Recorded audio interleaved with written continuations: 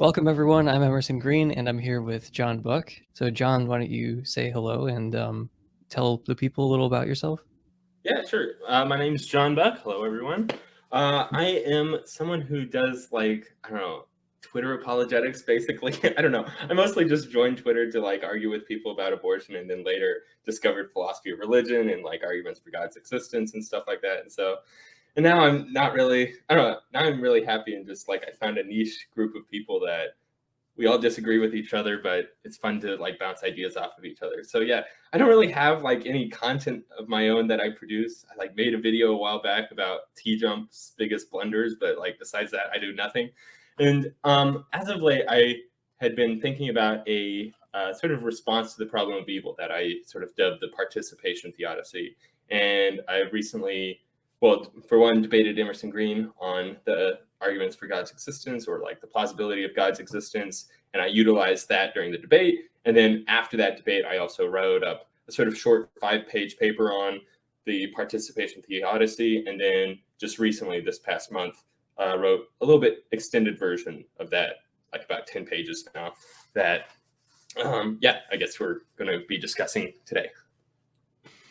Right. Yeah, I forgot to mention that we had that debate a while back, which I think it was a good debate. I think it went really well. And yeah, we talked about the Participation Theodicy a little bit, and it was a debate, so I was just kind of going through all my criticisms of it. But here I wanted to go through some of the the features of your theodicy that I think are actually plausible and actually good. So I want to start off at least talking about the advantages that it has, and that it probably can explain some amount of evil in the world. But yeah, so should we just get into the Participation Theodicy now? I mean, might as well get there. Yeah, that sounds good. So yeah, this is a argument that I've been working on primarily in consideration to the evolutionary animal suffering that has taken place within our past history. Because it seemed to me that a lot of the responses to the problem of evil were very almost anthropocentric. But for myself, I love animals, and so I have deep care for the animals that are out there. So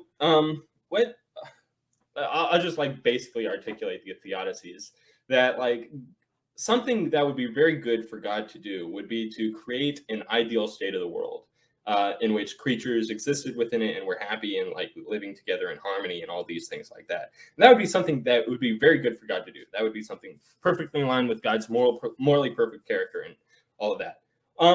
And then we could also consider let's suppose in considering the types of actions that creatures could do, what would be the very best thing that creatures could do? And it seems like it would be the very same thing.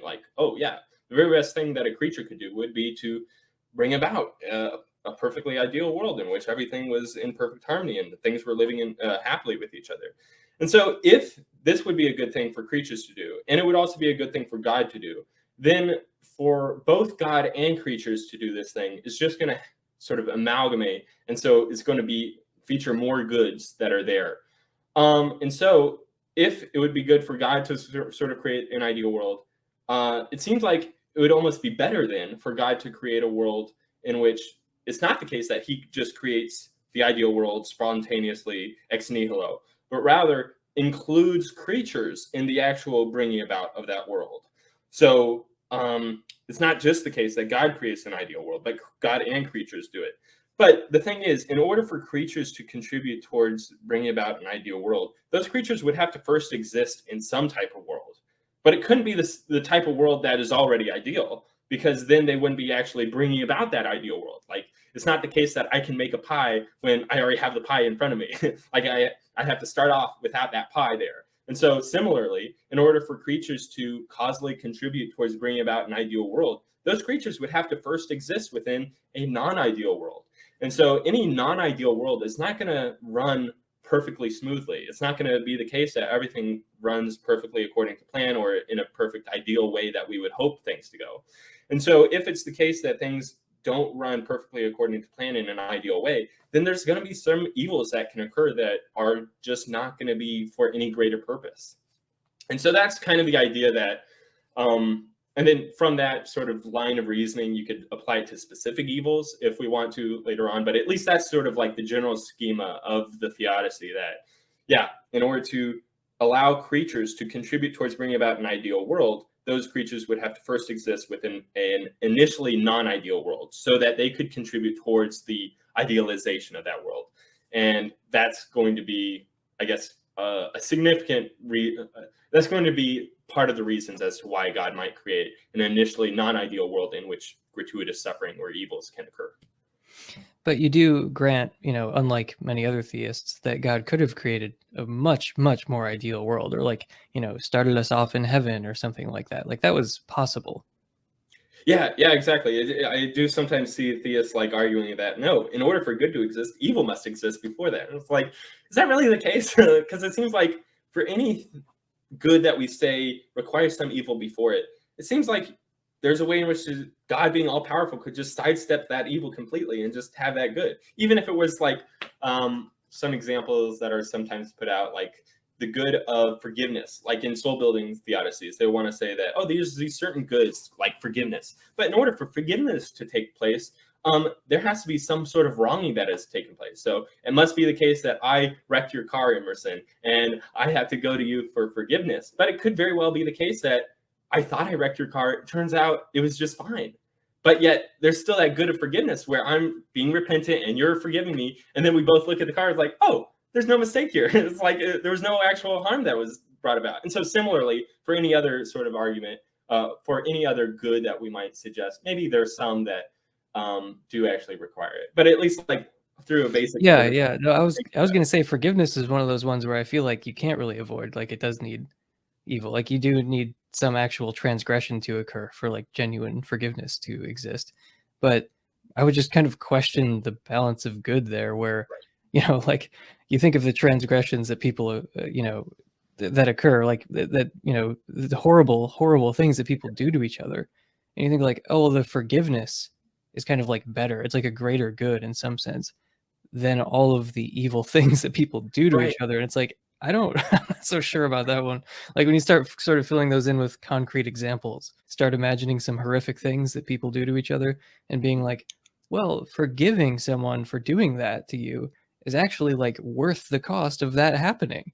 It's like, I don't know, you don't exactly have to be like a utilitarian to notice that some things are better than other things. And like, maybe the goodness of like forgiving a rapist or a mass murderer or something like that doesn't really explain the existence of the mass murder or the rape or whatever else horrible thing you want to, whatever other horrible thing you want to fill in the blank there with. But anyway, yeah, I forgiveness is good, sure, but like, and I think it is necessary. For forgiveness to exist, there has to be actual transgressions. But what you were saying is like, it seems like, at least according to my theodicy, God could have created the ideal world spontaneously without any contribution of creatures, but it's still better that creatures were able to contribute. But in order for them to actually contribute towards that ideal world, they would have to exist in a non-ideal world. And in these sorts of non-ideal worlds, there's going to be these possibilities for sins and errors and other evils and natural sufferings that can take place. So. Yeah. So let me try to explain the participation theodicy in my own words, and then you can tell me if you agree with it or not. So say we have state of affairs 1, and that's kind of this ideal world that you're talking about, and it's objectively better than state of affairs 2, and it's within God's power to bring about state of affairs 1, whatever heavenly, ideal state you want to talk about. But he chooses to bring about this kind of lesser state of affairs 2, in order to allow his creation to participate in the creation of the good and the elimination of evil. So he generously, you talk about God's generosity as kind of being one factor here. He generously invites us to contribute to, collaborate in bringing about a better world. So for every state of affairs 1 that I'm talking about here, like, state of affairs 1A, state of affairs 1B, like we don't have to be committed to the idea that there's like one best of all possible worlds or whatever. There could be many, to quote Sam Harris, there are many peaks on the moral landscape. So, we don't have to say there's one best of all possible world, but for every like state of affairs 1, there's state of affairs 1 star, which is exactly like state of affairs 1, but it's the product of collaborative creation instead of a unilateral divine act where he just kind of ex nihilo created state of affairs 1.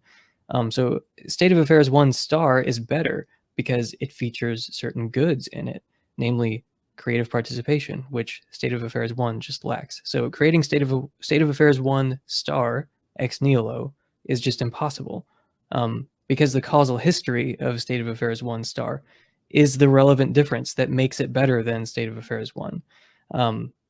Yeah, so it's otherwise identical, but one has this causal history and the other one doesn't. So the central claim of the participation theodicy is that God's choice to bring about this like lesser non-ideal state is justified by the goods that would have been absent without the causal history of collaborative participation. Yeah, and like especially something to keep in mind is that the State of the World 1 is going to also be included within the State of the One World star, because that eventually leads to the State of the World 1. So the ideal state where things are going perfectly. It's just that it wasn't created ex nihilo by God, but rather it was through the causal history of creatures contributing towards bringing about that ideal world 1. So it seems to me that if creaturely participation is a good thing, and that ideal world is a good thing, then it's going to be the case that State of the World 1 star is going to be better than just State of the World 1, because it features all the goods of, because it features all the goods of State of the World 1 plus the goods of creaturely contribution in bringing about that State of the World 1. So yeah. So yeah, I mean, this is like a crucial part of the argument, at least, you know, as I'm like processing it. This is something that I've like latched onto, is the idea of causal history and like asking whether it matters. So, you know, it seems like a pretty common objection, you know, from plenty of atheists that like, well, look, God could have created us in heaven. He could have created a better world. You know, why didn't he just do that? But, you know, I do kind of think causal history matters in a way that some people seem to reject. So this one analogy kind of made it clear to me. Like, imagine that you're living in harmony with another person for many decades. You've been married for most of your life and you love each other. You're in a blissful state of well-being. And then it's revealed to you that you were just created 5 minutes ago with all these memories. Does that really seem the same as like actually having that causal history? Like in one case, you actually have all that causal history, and in the other, no, you were just created ex nihilo, and you know, you're just in that state to begin with, and you just like you didn't actually have to go through all that stuff, you know, because there was a lot of, you know, pain and suffering. It wasn't all just like rainbows and sunshine the whole way there, like to this like state. It took a while to get there. Yeah, so there's something about that that just seems illegitimate. I would not want to be created ex nihilo in a relationship with someone. There's something about that that would seem kind of off to me. You know, I would rather have the causal history. So yeah, I mean, sure, and so I think that that's, you know, a legitimate good. You know, there are goods that exist in this scenario that don't exist in the ex nihilo scenario. Yeah, so there's more good in this world. There's also more evil, you know, so like there's more good and there's more evil when we start off in sort of a non-ideal state and then like transition to a more ideal state. There's more good and there's more evil, but I'm not sure that that's really a problem. I think that if you're committed to the idea, like to some abstract principle, like, oh, you know, yes, there's more good in the world, but there's also more evil, so it's actually not justified. I think you have to be really careful with that sort of principle. It might commit you to implausible positions like antinatalism. You know, like when you bring a kid into the world, there's more good in the world than there would have been if you didn't have that kid. There's also more evil in the world. You know, there's more suffering that wouldn't have existed if you didn't have that kid. So I think you have to be careful with how you state your objections to the problem of evil, because you might, you know, accidentally commit yourself to some really implausible things, you know, depending on how you state it. So, yeah, I mean, I think there's more evil in the world. Yes, you know, like like if your participation theodicy like does explain some things, but there are also more goods in the world, and I actually do see the value of those goods. Like I think causal history actually does matter, and you know, it is arguably worth it, at least in some cases. Mm-hmm. No, yeah, that's definitely a good point, especially because like bringing a child into the world, you have to really think about the fact that, yeah, if I bring about this person into the world, there's going to be a new subject that is going to face a lot of hardships and sufferings and horrible events that might happen to them. And it seems like you have to sort of think about that with the fact that, like, well, bringing them into the world, I'm going to be providing them with an existence that would not have been had otherwise. And so, yeah, by bringing them into existence, you're opening up the opportunity for bad things to happen to them, but you're also bringing in the opportunities for a lot of good things to happen, and with that you would hope would be there for the child. And so I think that's going to be a sort of similar or somewhat analogous way in which, like, God, in deciding to create creatures, is going to decide, okay, well, I know I could create these creatures all by themselves, spontaneously generate them in the ideal state of the world, but I could also create them in a way in which they could do the very best thing that they could do, which would be contributing towards that ideal state of the world. And so I know that there's going to be a lot of evils and sufferings that could happen as a consequence of this, but I still realize that, no, this would be the very best thing. Well, this would be a very good thing for them to be able to do. And so I'm going to provide them with that opportunity to do that very good thing. And so I'm going to create them in this non-ideal world so that they could contribute towards the bringing about of that ideal world. And just for the record, I'm not saying that anyone who criticizes the participation theodicy is going to find themselves committed to antinatalism or something. Yeah. I'm just saying you have to be careful with what you actually say, and like especially when you're putting up some abstract principle, you know, that might sound like plausible at first. Like if you were to say something like, "Oh, well, it's never justified to bring suffering into the world if you could have avoided it." Right. You know, like you could say something that sounds kind of plausible like that, and then you realize like, oh, well, hang on, then that might commit me to like, or, you know, like it's immoral to have kids or something, right. You know, so you have to be, I'm just saying you have to be a little more refined. And it's something that I've seen, it's not really a problem with like professional philosophers, but I'm just saying like in casual discussions about the problem of evil, sometimes atheists will stake out these really extreme principles or whatever. And it's like, I don't know. And also I think that when we think about these sorts of moral dilemmas that might pop up, there's this, the trolley problem, where you're faced with the decision to like kill one person in order to save five. There's a sort of weighing out of like, well, I know this would lead to a very bad thing, that person being killed. But I also realize, okay, if I flip the switch, that's going to prevent this even worse thing from occurring.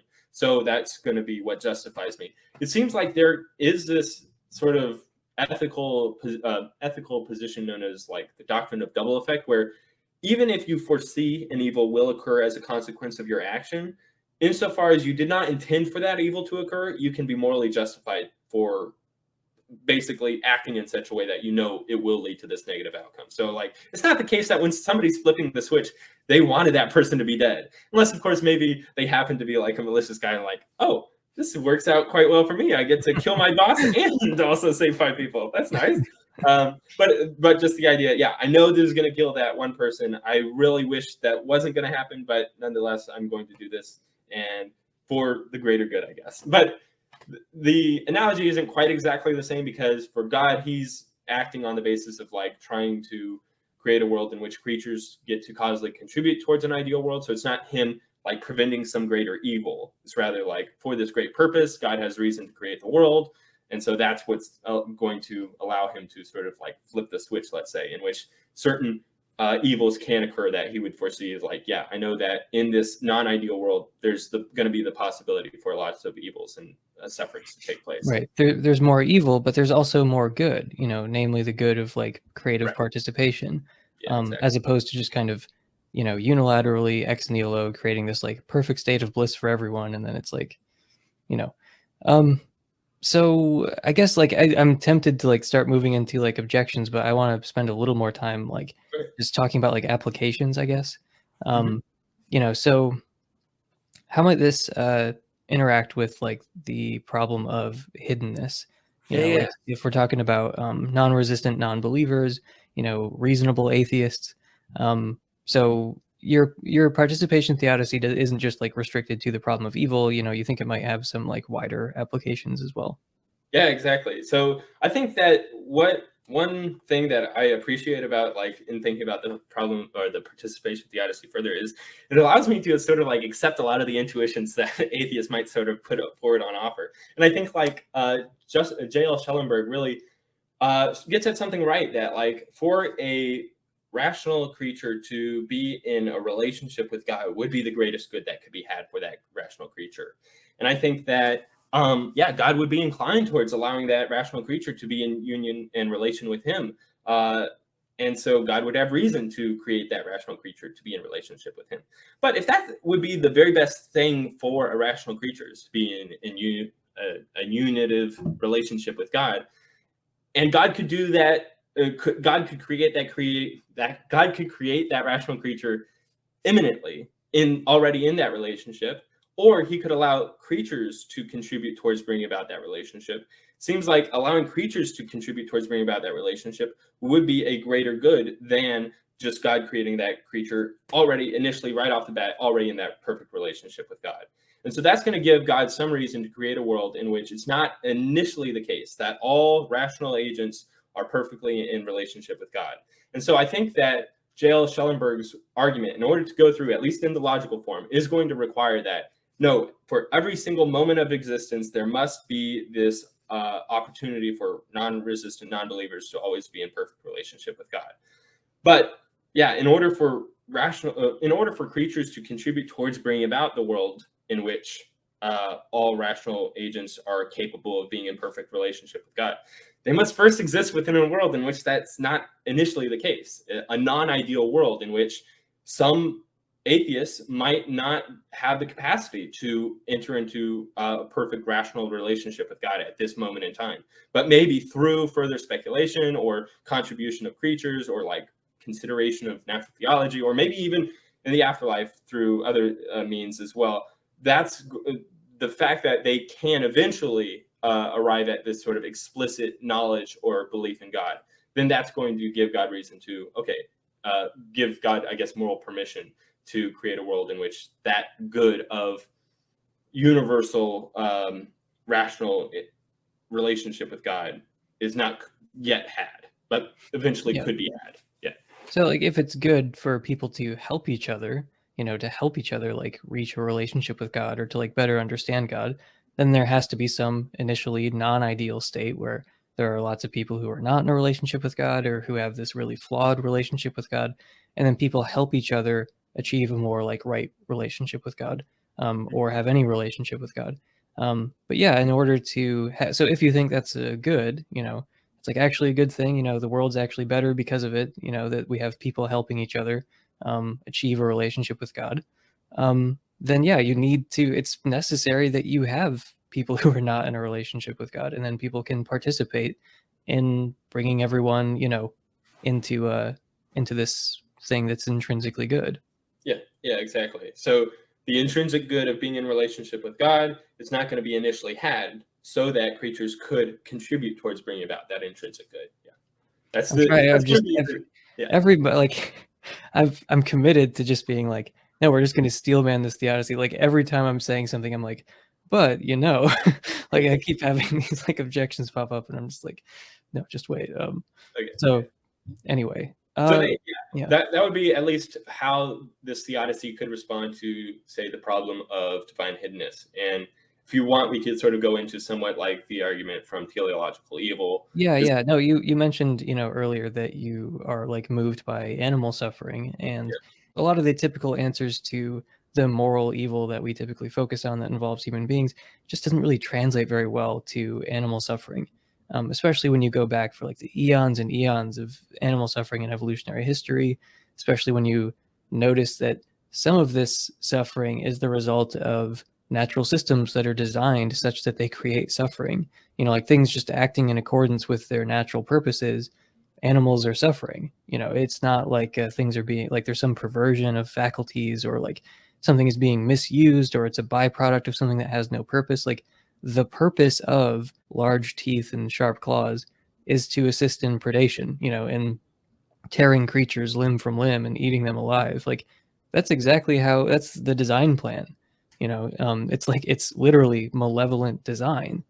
So why anyone would ever infer that like this was designed by like a morally perfect being or even a good being is like beyond me. Like I think that, you are just going to have to grant at some point, like God didn't design that, maybe because he doesn't exist or maybe because of some other crazy reason, but seems pretty odd. Like even on your theodicy, like, I guess I didn't ask, like, how do you think that this teleological evil came about? Like, was it actually designed by God, or like did he kind of set natural selection in motion and he knew this would happen, or what?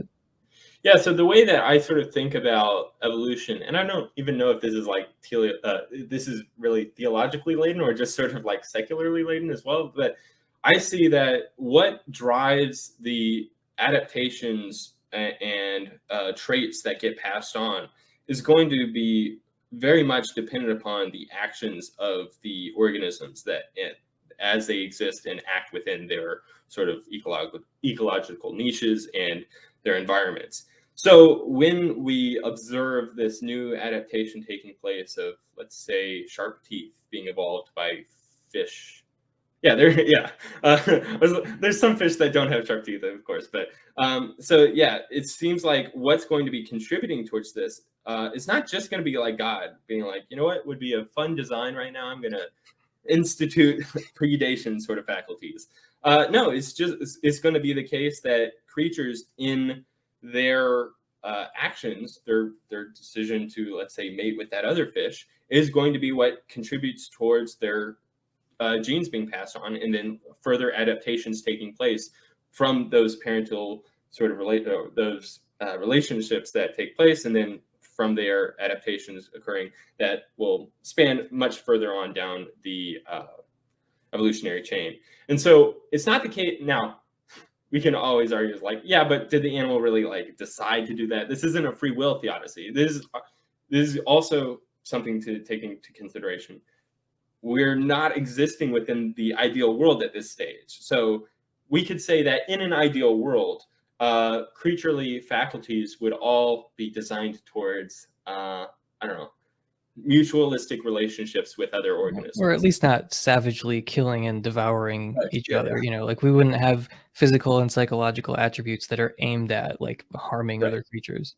Right, exactly. And so in order for creatures to contribute towards bringing about that great good of a world in which all our faculties are adequately designed towards the end of mutualistic relationships, we would have to first exist, and by we I'm just referring to creatures in a broad sense. Creatures would have to first exist in a world in which that was not initially the case. So those creatures would have to first exist within a world in which it's possible for malicious traits to evolve.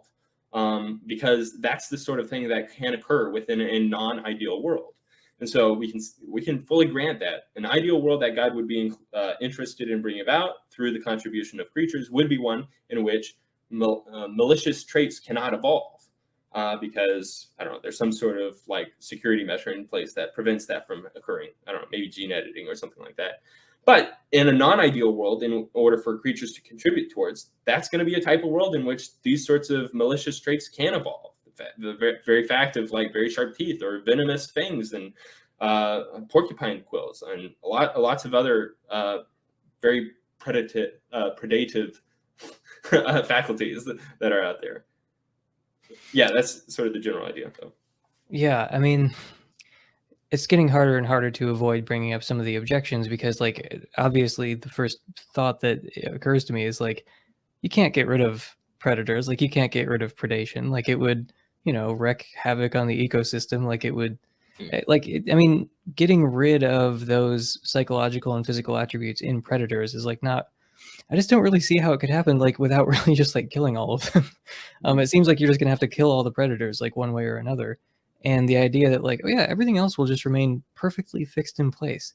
Like we're just going to you know, rip out the spine of the ecosystem and then everything else will just be fine. It'll be exactly the same. Like, no, it won't.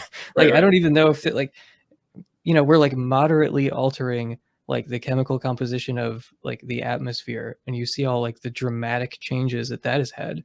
And it's like, oh yeah, but we'll just like eliminate predation or something and then it'll all be great. Like, no, that I just like I don't think I'm being excessively pessimistic when I think like that will never happen. Like, even if we could somehow, you know, like through gene editing get rid of predation, you could not get rid of predation and expect, you know, everything else to remain more or less fixed in place. Like, it might even just collapse, you know, like I just don't understand. So I don't think we really have the capability to eliminate predation or teleological evil, you know, like predation being the most like striking example of teleological evil. But, you know, when you talk about like venomous snakes who have these sharp fangs and like, you know, poison, that, you know, obviously the point is to cause harm to like other creatures. Like, that's what it's supposed to be doing.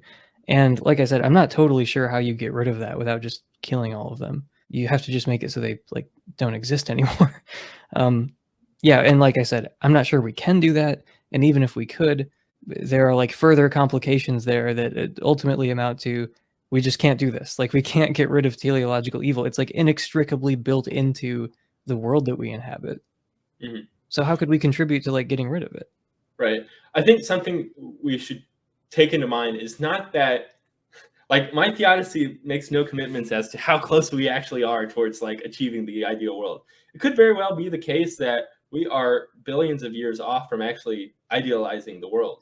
And if we're billions of years off, it could very well be the case that human beings go extinct. And maybe there's some other creatures that are like higher forms of human beings, or some other rational animal that sort of takes the highest position in regards to the food chain, that they're capable of doing so. That's like a wild speculation. I'm not like defending that or anything like that, but just making the point that, yeah, there's going to be a long time scale in regards to bringing about the ideal state of the world. And it would be highly anthropocentric to think that, oh yeah, we're going to be the ones that sort of finish the job. When in fact, like, we could just be one major step, I guess, in regards to reaching that idealization point, but not necessarily the most important step. It could very well be the case that we're similar to the dinosaurs, where we had a good run and then went off the map.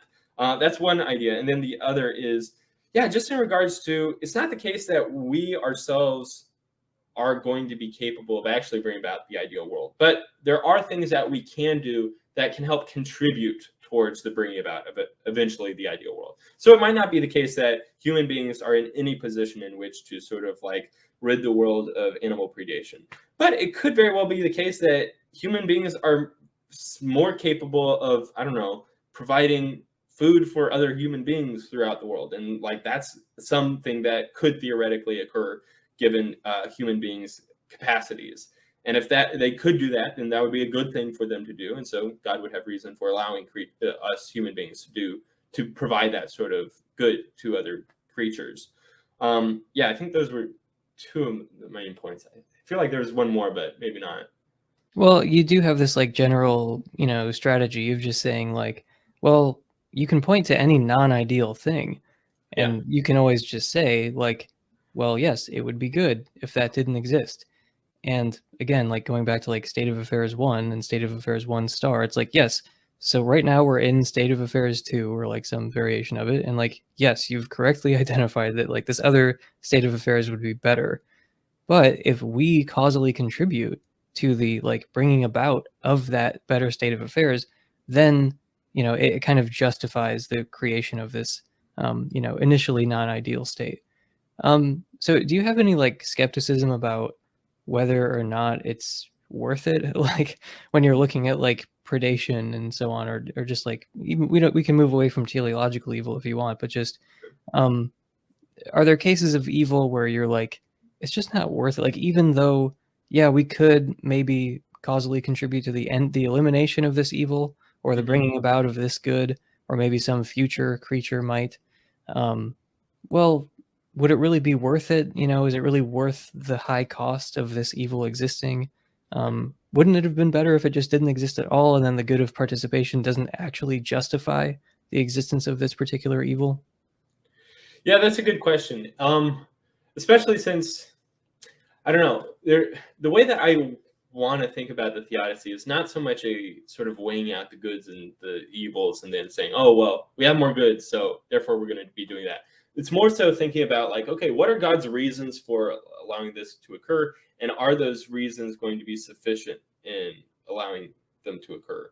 And so, yeah, maybe that is going to be a major point of contention. It's like, well, there's this much evil. Is that real? Like, there's going to have to be a lot more goods in order for this amount of evil to be justified.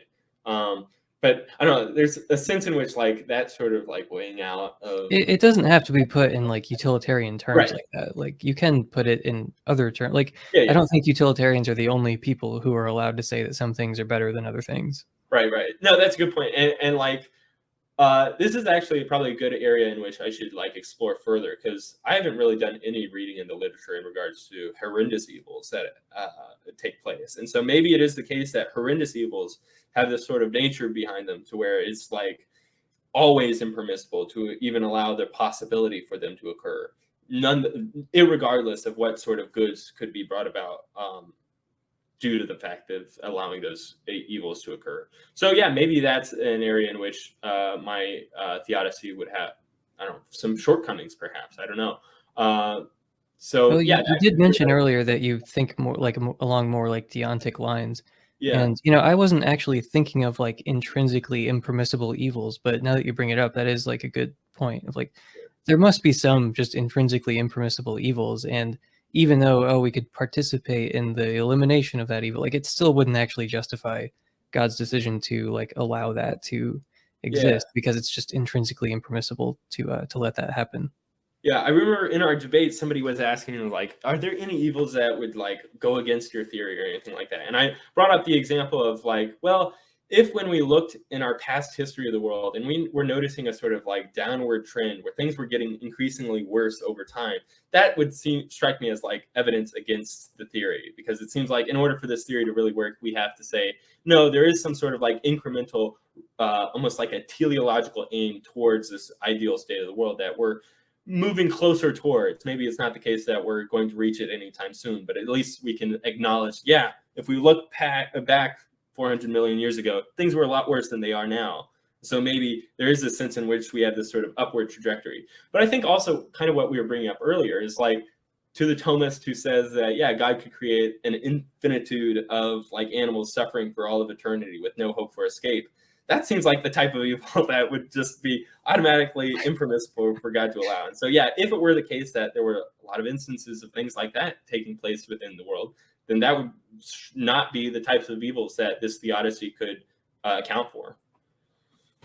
Okay, so if you're talking about what would disconfirm my theodicy, then it's like, well, if the axiological arrow was kind of pointed down or just kind of was going around randomly, Yeah. like then, because you do kind of need like an arrow of improvement, like if things are just constantly getting worse, and it's like, Right.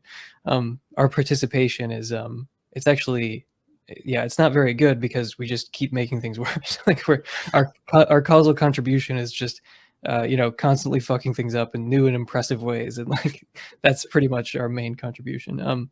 Yeah, so yeah, intrinsically impermissible evils, that would be one thing, and yeah, the other one would be like if the axiological arrow was doing anything other than kind of at least slightly slanted up, But I take it you do think that things are kind of improving on like a cosmic scale or something.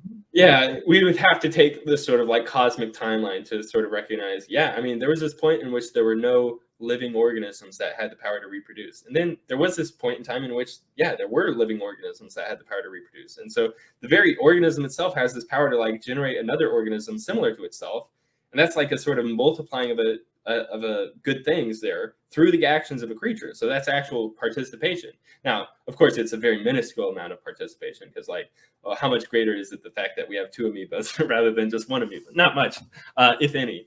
But also the fact that, no, we also recognize a sort of like upwards in quality of the types of good things that exist. So it's not just the case that, oh, God created a world in which one amoeba can lead to two amoebas, which can lead to four amoebas. And then we have this vast amount of a high number of very small good things, but actually, no, the types of things that are occurring. We get single-celled organisms into multicellular organisms, and then we go from fish to amphibians and then mammals. And yeah, there's a remarkable sort of diversity of creatures within the world that each themselves are like a locus of intrinsic goodness. And so the very fact that they exist is going to be a good thing, even if it's a small good thing. But and the fact that those creatures, through their actions, are able to participate in the bringing about further good things down the line, and not just the further amount of good things, but the further type of good things. Like the very fact that there are rational intellects in the world, like at least one of them in this call right now, and how and how yeah, the very fact that like creatures contributed towards that eventual bringing about is really remarkable. And I think it's, yeah, when looking at it from a sort of cosmic scale, you can sort of recognize this sort of upwards trajectory slowly taking place. So do you think that it matters whether or not creatures have any knowledge that this is what they're doing? We've talked about this a little bit, but like it seems like most of the things up to this point, basically, like we're the first ones ever who had like any real like knowledge of this like creative participation, and like for the previous 13.8 billion years, like, you know, nothing really knew what it was doing. Even if you do accept something like panpsychism, it's not like these really complex rational faculties existed before humans evolved. So no one really knew they were participating in this like great story, you know, like no one knew they were like causally contributing to the existence of all these goods that wouldn't have existed or wouldn't have existed without them. So does that matter at all for you, like that many creatures, like other than humans and even human beings, like just because we're Right. capable of recognizing this doesn't mean that we actually do Very few recognize are. it Yeah. most of the time. Yeah. Yeah, so does it matter that we don't really have any self-conscious awareness of this participation? No, it's a really good point, and it's a point that I wish I had brought up in my actual paper. So I don't know if we mentioned it actually, but I wrote a 10-page paper just recently. Yeah, and that'll probably be in the description below. And I wish I had actually mentioned it in the paper because yeah, there's a significant important component to participation that is sort of required for my theodicy to even make any sort of traction. And it's this assumption that the creature that's participating must be like intending to participate in some way.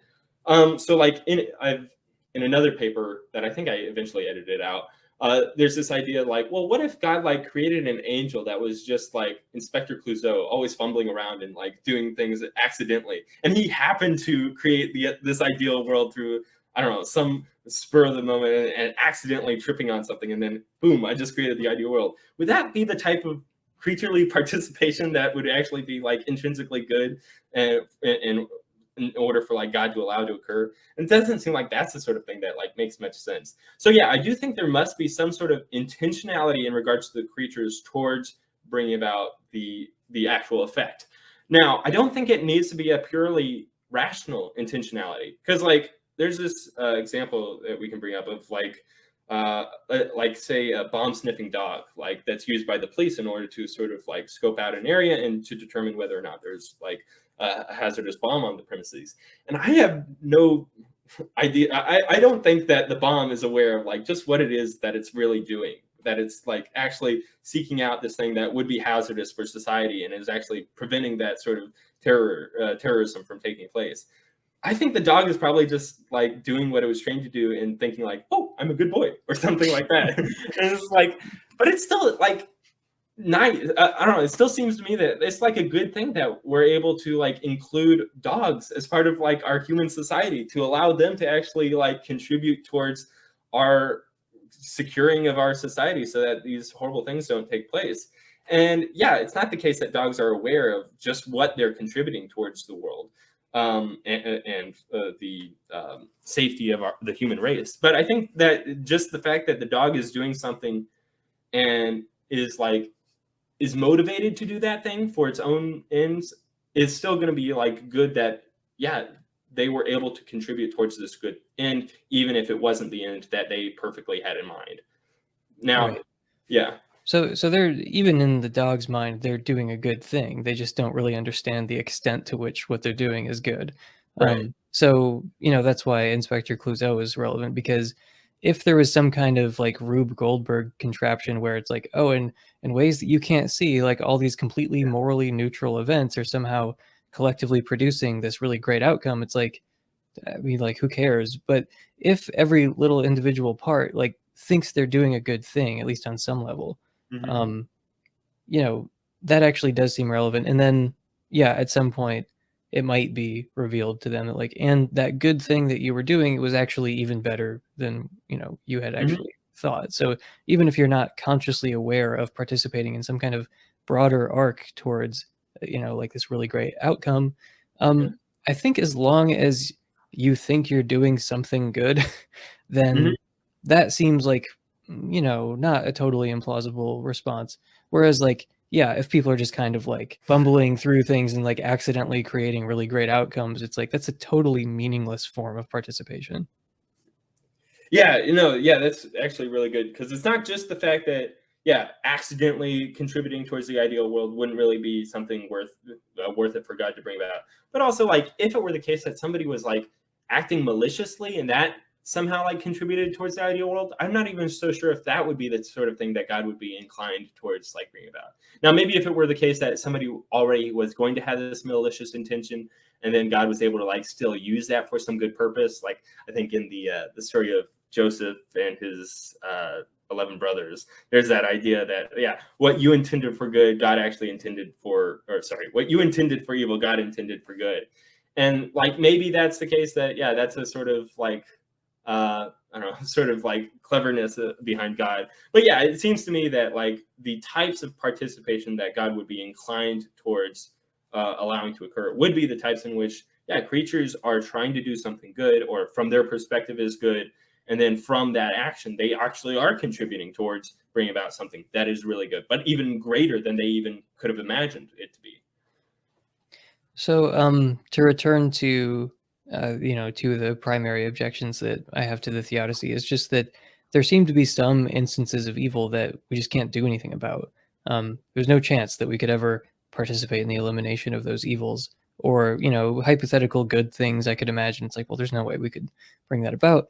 And there are other things I would add that, it's conceivable that we could eliminate this or that evil, but we're not going to, and it's like completely predictable that we're not going to. So it just seems like, given the cost of the existence of that evil, and given the very, very low odds that we'll ever actually do anything about it, it doesn't really seem like it justifies the evil. It would sort of be like, giving someone a lottery ticket for free versus like, paying like an absurdly high price for a lottery ticket. It's like, yeah, there's like this minuscule chance that something really good will happen.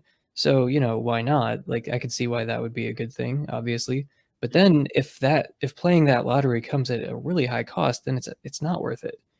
So it seems like in the cases of evil where, okay, well, it's possible to eliminate this. It doesn't quite seem like, you know, teleological evil or like evil natural laws, to borrow Quentin Smith's term. It's like, okay, we can't eliminate evil natural laws, like you said. It would have to just be like a different type of being. Like human beings cannot eliminate evil natural laws. So if anyone ever participates in the ending of evil natural laws, it will be some other being that we probably can't really even conceive of because like we can't do that. And then there are other things, this it would be within human beings' power to alleviate like poverty, for instance, or like protect the environment so, life could flourish on Earth for a long time. And we're not going to do that. So it just seems, but it just seems so predictable that that wouldn't happen, so like God's choice to bring about particular non-ideal states, it just doesn't really seem justified. It would be like, buying that lottery ticket, and it's like, and I'm going to cut your pinky off, in order for you to like play this lottery or something. It's like, it's just not worth it. Yeah. Okay. So yeah, there's 2 points there. I want to first address the concern regarding, yeah, there's all these things that human beings could be doing to really contribute towards the embetterment of the world that we're just not inclined towards actually doing, and it's unlikely that we actually are going to do anything about that. And I think that the theodicy is going to bring up the fact that, yeah, we don't exist within an ideal configuration of like the causal history of the world. And so like, yeah, it would be really great if we were all morally inclined to do the very best that we can towards the creatures around us. But and that sort of moral inclination would be something that we would find within an ideal world that would be worth bringing about. But if if if it would be good for God to bring about that sort of world, then it would also be good for creatures to bring about that sort of world, which would mean those creatures would have to first exist within a world in which it's just not the case that everyone's moral inclinations are going to be perfectly honed in on that which is the most good. And so it's just going to be the case that in this sort of causal history prior to the ideal world, there's going to be a lot of instances of creatures that are just not going to have perfectly morally inclined inclinations. And so there's going to be a lack of moral motivation or just general apathy towards the suffering of our fellow man that's out there. And so, yeah, while it's the case that we can't do, like in our current position, we can't do very much about all the evil and suffering that is there in the world, there is still what we can do in our given situation. And so, like, it's just going to be the case that whatever can be done from our current vantage point is what should be done. And so that's what's going to sort of be expected, and also is what's going to be utilized by God to actually lead to the contribution. Now, and then there's the other area of the evils that are just not even feasibly going to be affected by human beings, or even like future organisms that might be like generationally downstream from human beings. And I think that's like a good point. Like the very law of entropy, that things tend towards destruction and disorder. That doesn't seem like the sort of law that we would imagine to observe within a sort of ideal state of the world. It seems like in an ideal state of the world, there would be a sort of law of maximization where things just tend much more towards like good things, or at least sustaining of the good things. And so yeah, it seems like God sort of like put us into a world in which we're almost like given a bad deck right off the bat, where like here you go, deal with that. And I think that, I don't know, there's been a couple of ways I've been trying to respond to this in my different papers, and the one I'm like mostly satisfied by, but it could be that there's maybe, I don't know, this isn't a very satisfying response, is this idea that God would be interested in basically deifying, I guess, human beings so that they could share in God's nature and be able to act or have the same capacities and powers that God would have. So there's this, Theosis, you say? yeah, theosis. Very, very literal understanding of theosis, I might add.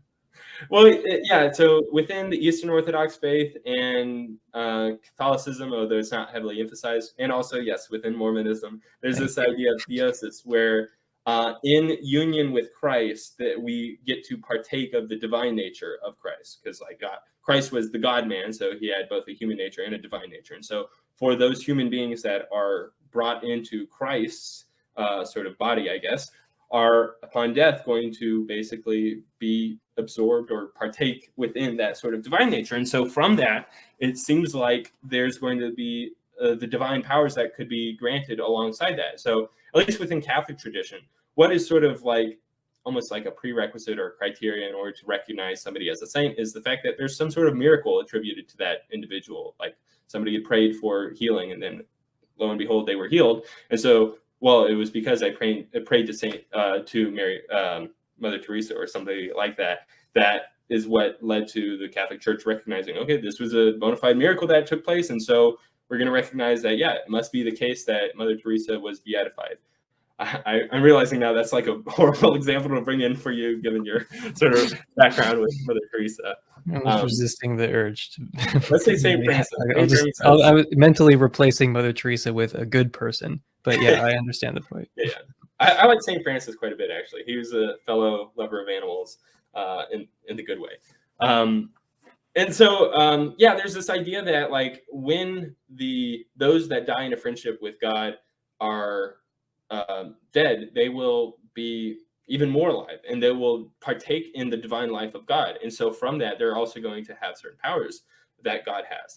And maybe it's the case that these sorts of things that we would see from our perspective to not be feasible for us to have any effect on, like the laws of nature or things like that, are going to be things that creatures could actually causally contribute towards after they've undergone sort of theosis. And I think that there's going to be the question like, okay, well, why didn't God just create these semi-divine beings right off the bat?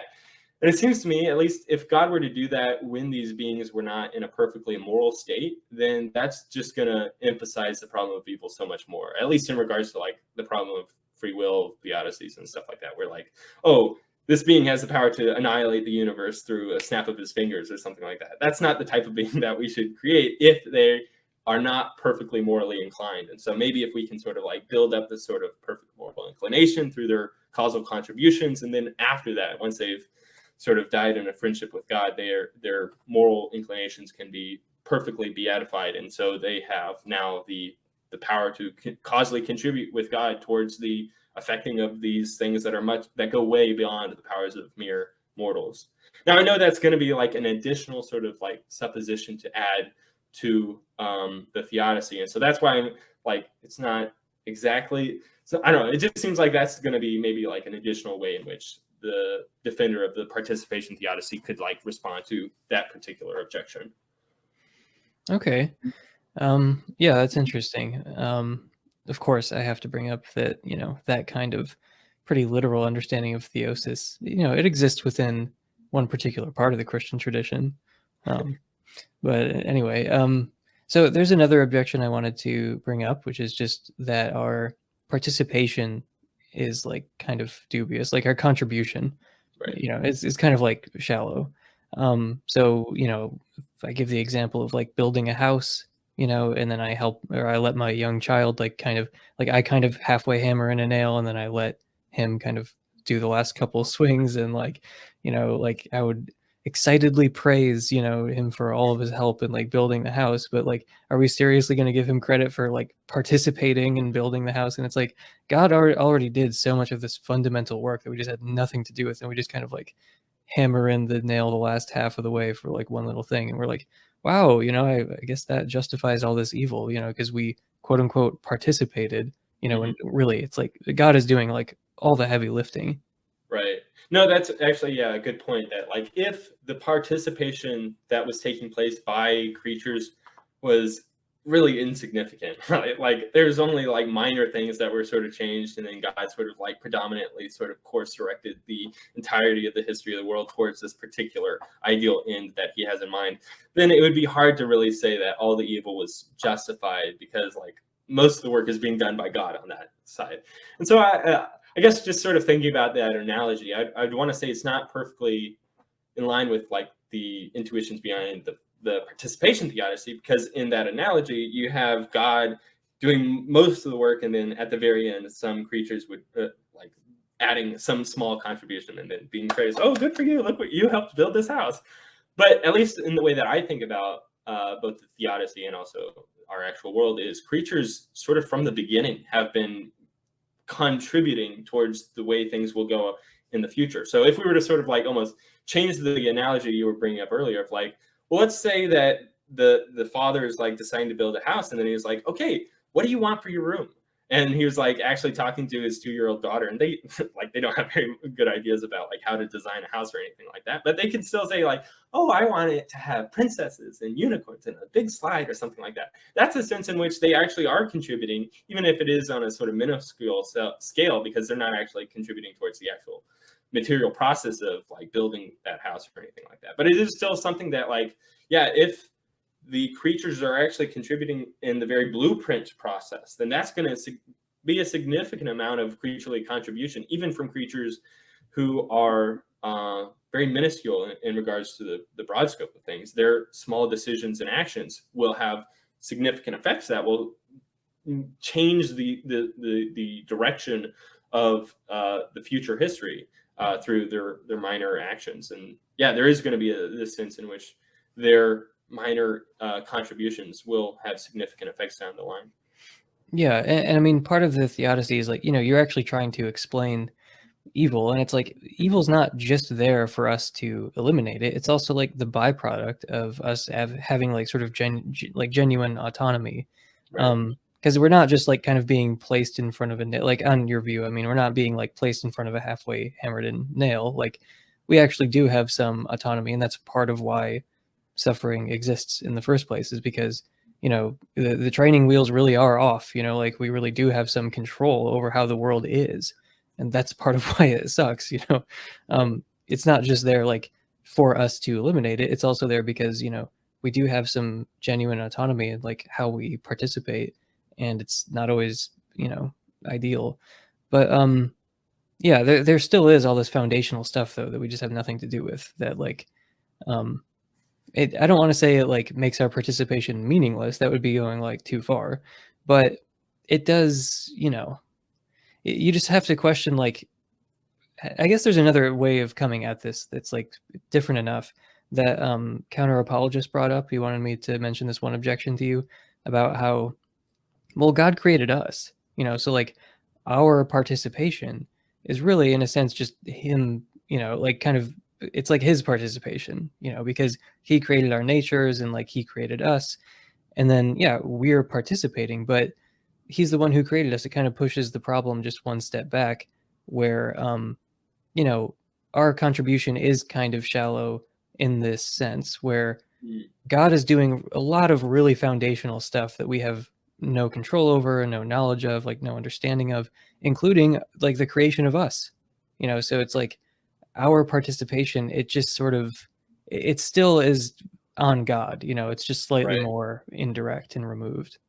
Yeah, okay, yeah, I can kind of see that. Like, if it's the case that all creaturely contribution or causation towards the ideal world is actually directly brought about only by God, like the only reason that you or I can actually contribute towards the world is because God created both of us.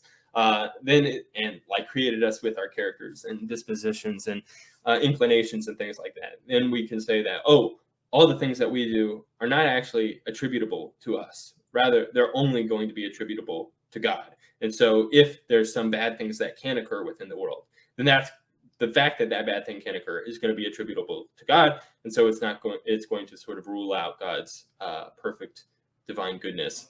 Yeah, I guess the way that I responded to a similar objection in my paper was almost like taking the Molinist almost like objecting to the Molinist route, where the Molinist idea of the world is like God sort of like sees all the different ways in which the world could go and then decides, okay, this one is going to be most in line with my intentions. And so I'm going to actualize this state of affairs. And that's going to include some like evils that can take place given, I don't know, the free will defense, the fact that counterfactuals of creaturely freedom will always somehow include some instances of evil.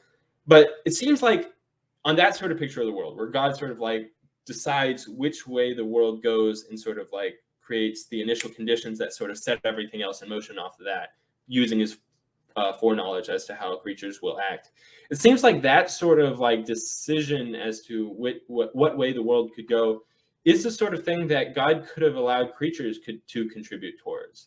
Like, if it's good that God decides amongst a variety of options as to what way the world should go, and that's like some sort of good, it seems like it should similarly be the case that it would be good for creatures to be able to decide amongst a variety of options as to what way the world should go. And so if one way of God's bringing about of creation would preclude that other way, then it seems like that would be a less good way for God to act than the other way. And so maybe it is the case that using this sort of reasoning from the Participation Theodicy, we can sort of arrive at the idea that, well, it would be better for God to create a world in which it does have this sort of open future plan where the decisions of creatures are going to be fully attributable to themselves and not to the dispositions that they were initially given. And that's going to be the full thing that describes them. Yeah, I don't know. There's a sense in which this almost seems like it's arguing that like, oh, libertarian free will is necessary for this theodicy to go through. But I don't know, the way that I hear counter apologists sort of like describing free will, it seems like it should go up against even how compatibilists will argue. Like, compatibilists will want to argue that, no, even if it were the case that you were born into a situation in which your genes basically determined what way you were going to act, your actions are still going to be fully attributable to you. It's not the case that you can sort of pawn off your decision to the exactly prior causal thing that brought you about. Rather, no, you are fully what's the term? Fully responsible for your actions. And now I do think that counter-apologist is sort of a incompatibilist, but in regards to sort of a hard determinist stance. Now I might be not, yeah, we can discuss this further with him on Twitter if he takes issue with my sort of articulation of him. But it does seem like in order for creatures to actually be causal, to be responsible for the actions that they take, it might have to include this non-indeterministic consideration, like either in a compatibilist sense or in a libertarian sense. I don't think that either one is really necessary. Probably both of them could be compatible with this particular theodicy. I mean, I kind of thought that this was going to come down to like different views about free will. Like when I was looking at his objection about how like, it seems like his objection does kind of like, I don't want to say it like presupposes determinism and incompatibilism and all that, but I don't know, it did kind of strike me that way, where once you take on that mindset, that like incompatibilist, like hard determinist mindset, it's like his objection makes perfect sense, where it's like, oh, you know, it's your participation, quote unquote, but like God created you, and you know, you have no free will, and determinism is true. So like God is basically just creating these dolls that he's playing with, and then it's like, Right. oh, good job. It's like, yeah, I can see how from like counter apologists like worldview, like, yeah, that's a good objection. But if you have a different view about free will, then it just doesn't seem to have the same force. You don't even have to be a libertarian, because I think that, you know, some libertarians might be inclined to think like, oh, you know, this objection just presupposes that libertarianism is false, and then once I accept libertarian free will, then it's like I am the sole locus of like Right. every single thing about me, and like I am ultimately responsible for the way that I am, or something like that. And you know, you don't have to believe that kind of nonsense to be a libertarian. Like Right. you can just you can accept that there's like some kind of indeterministic causation or something, and also recognize that, like, yeah, God probably has some kind of understanding about what you're inclined to do and like what you're likely to do. And yeah, I don't think that to be a like defender of libertarian free will, you have to just like reject everything that suggests that your behavior is kind of predictable. And like it's yeah, like, but I think that, you know, and this is where you know, I think compatibilism can actually be helpful. Like, if you actually do, you know, take compatibilism seriously, then that might be of use to someone who wants to defend the participation theodicy. Where, you know, I don't think that you can just wave like a kind of libertarian free will magic wand where it's like, well, look, humans have libertarian free will, so they're these totally autonomous agents, and their participation is meaningful because God basically has nothing to do with their nature. It's like, well, that's not defensible. God obviously designed human beings. Like, if you believe in like traditional theism or whatever, like God had some kind of hand in like making human beings and designing them. So, and he could have designed them differently. Anyway, I don't think libertarianism is like sufficient to be like, oh, we're totally autonomous moral agents, and God basically can totally wash his hands of like everything that we do. No, like I think that that would be like disingenuous, you know, to think that God had, like, he just had no idea like what was even likely for human beings to do. Right. Like, um, no, he had to. Like, regardless of your views about like divine foreknowledge and open theism and free will, like Right. Right. it is just not plausible to say that like God has no clue, like, you know, what is like it is that like one scenario is more likely than another. It's all just equally probable, from his perspective, because libertarian free will, like, sorry, that just doesn't make sense. So I think you do need something like compatibilism, where it's like, no, those are still your decisions, and like you're responsible for them. Like you can kind of own them in a very robust sense. You know, and by the way, this works with like determinism and also with libertarianism. Like you could believe in libertarian free will and think, hey, compatibilists are onto something, where like, hey, just because you're more inclined to take this sort of action because of your genes or your environment, you can still really own those actions and be like, no, this came from me. Like this is like a free choice on my part. And like compatibilists can actually give some color to what free choice, you know, and like kind of ownership and control over your actions and behavior, like what that could look like without, I don't know, going any like really, really implausible route. Does that make sense? Yeah, yeah, and that's actually helpful 'cause it's like it seemed like from counter apologist sort of objection and elsewhere in the thread that we were sort of discussing it, it seemed like he was almost like denying the premise that like it would be good for creatures to contribute towards bringing about an ideal world.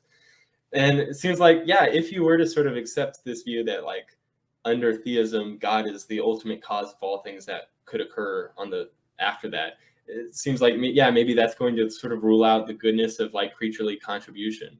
But like if you're at all inclined to recognize that, yeah, in order for creatures to causally contribute towards bringing about some ideal state of the world, that would be something good. And so if there's this I think he would actually reject that. Like based on the conversation I had with him and Ryan from Relay Theology about hell, I think he actually would just be like, yeah, God should have just created us ex nihilo in like this ideal state. Like that would be better. Like I don't care about causal history. Like I think he might just go that route. right. Um and and yeah, he is like an incompatibilist as far as I know. And just to sum up everything I was trying to say earlier, Mhm. like compatibilism, I think, can help make our Right. participation meaningful. That's really what I was trying to get at. Yeah, yeah. Especially because like when you look at the vast history of the world, it's going to be hard. It's going to be implausible to think that all those instances of creaturely contribution were through this specifically libertarian understanding of decision making that could have taken place. A lot of the decisions that were taking place were very likely going to be determined by the creature's nature, or at least a significant number of them. But if it's a case that a creature can be responsible for their action, even though they were determined to make that decision based upon their character or the past history of the world, but nonetheless, it is still properly attributable to them, and it would, the very thing that they were doing was a good thing, then yeah, this theodicy can still go through. And so yeah, no, that's an additional point I hadn't thought of, is like a lot of incompatibilists on both sides will kind of not only challenge like your responsibility and your ownership and your control like of your actions and your behavior, they'll also say that like they'll make this further claim about even judging things as good or bad, like oh well, it was determined, so you can't really say it was good or bad. But yeah, I think compatibilism, now that I'm thinking of it, compatibilism, this is such a great irony, because you fucking hate compatibilism, but that like I honestly am like, I'll have to think more about this, but I think compatibilism might actually be like necessary for your theodicy to work, because you need to be able to say that participation is good even when it was like determined, and that participation is meaningful even when it's not like purely the result of like a totally autonomous like libertarianly free choice or something. yeah. Would you agree with that? Well, it's funny, in thinking about the theodicy, while I myself am a libertarian and do almost take a sort of tangential libertarian understanding of the cosmos, similar to, I think, Philip Goff is at least sympathetic towards, I've been thinking about this theodicy, and it's like, you know what, libertarianism isn't really necessary for this theodicy to go through. A lot of it is like just basic assumptions about like, okay, this would be good and this wouldn't be good and things like that. But yeah, I get what you're kind of saying, that like for the libertarian who thinks that an action can only be considered good or bad if that action was libertarianly free. And there are a lot of libertarians that do defend that sort of position. Then, yeah, probably, given the fact that our causal history of the world includes a lot of determined events that led to some good things, but they would have to say, no, that wasn't actually a good thing. And so that's going to be like an open spot. But it is kind of funny too, thinking about like both of the incompatibilists are almost like, for counter apologists who's saying that like, oh no, because this thing was determined, it cannot be considered good and attributable to the agent that performed that action. And similarly, the libertarian, he'll say that, oh, because this action was determined, it cannot be considered good or evil because it was not attributable to the individual. Yeah, counter apologist is trying to say like, well, it's all attributable to God, and then I think the libertarian would have like a slightly different objection, like, but it's still the same flavor of thing, because they're saying like, no, the participation is like not meaningful participation unless it's like the product of like a libertarian free choice or something. But yeah, I think if you want the participation theodicy to like extend as far as you want it to creatures that are not consciously thinking, like if you want participation to be meaningful for especially for like non-human animals or something, then yeah, it seems like you're gonna have to go a compatibilist route for that participation to actually like mean anything. Yeah. Regardless, regardless whether animals have libertarian free will or not, on your view, like, I don't see why they wouldn't. Decisions that they make that must have been determined, or are very likely to have been determined by their nature. So, and regardless, they're not moral agents, by and large. Yeah, so, yeah, exactly. Yeah, that's a good point too.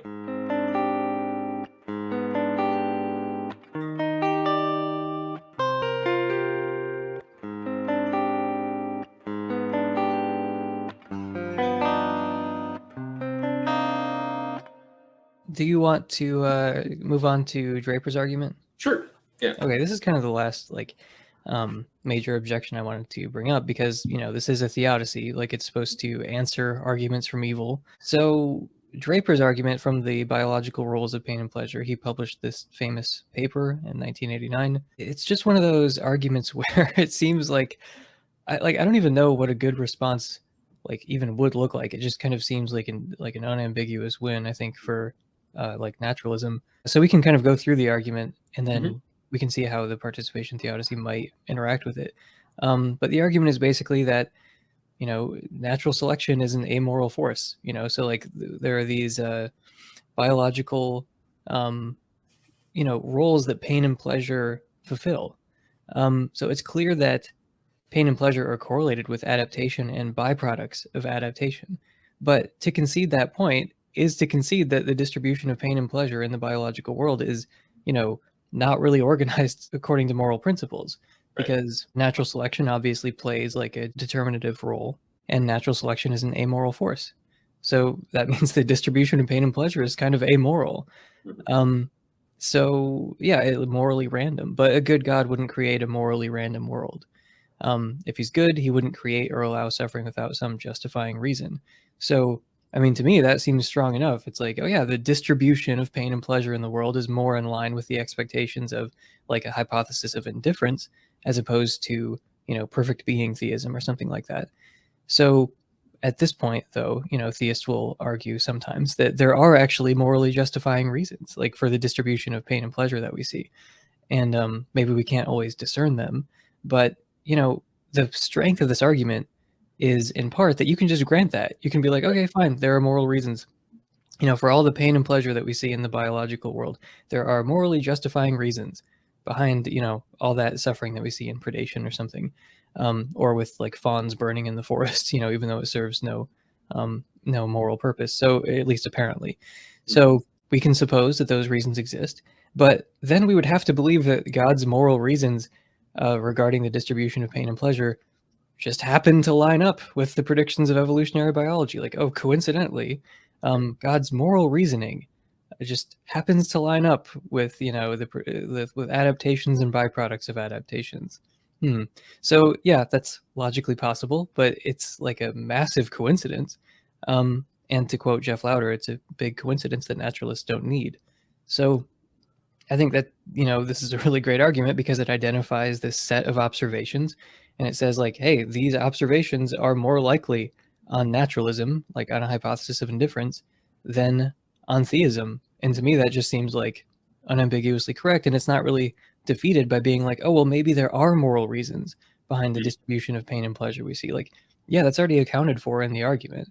So that's like it's a really strong argument from evil. So, I'm not exactly giving you like a middle tier one. This is like a top shelf argument from evil. So, how would the participation theodicy interact with Draper's argument there?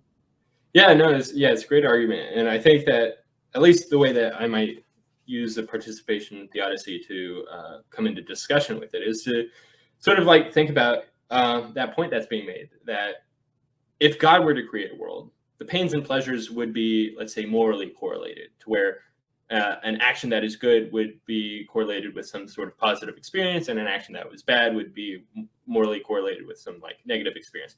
But that's not the case in our world. Rather, pains and pleasures are biologically correlated.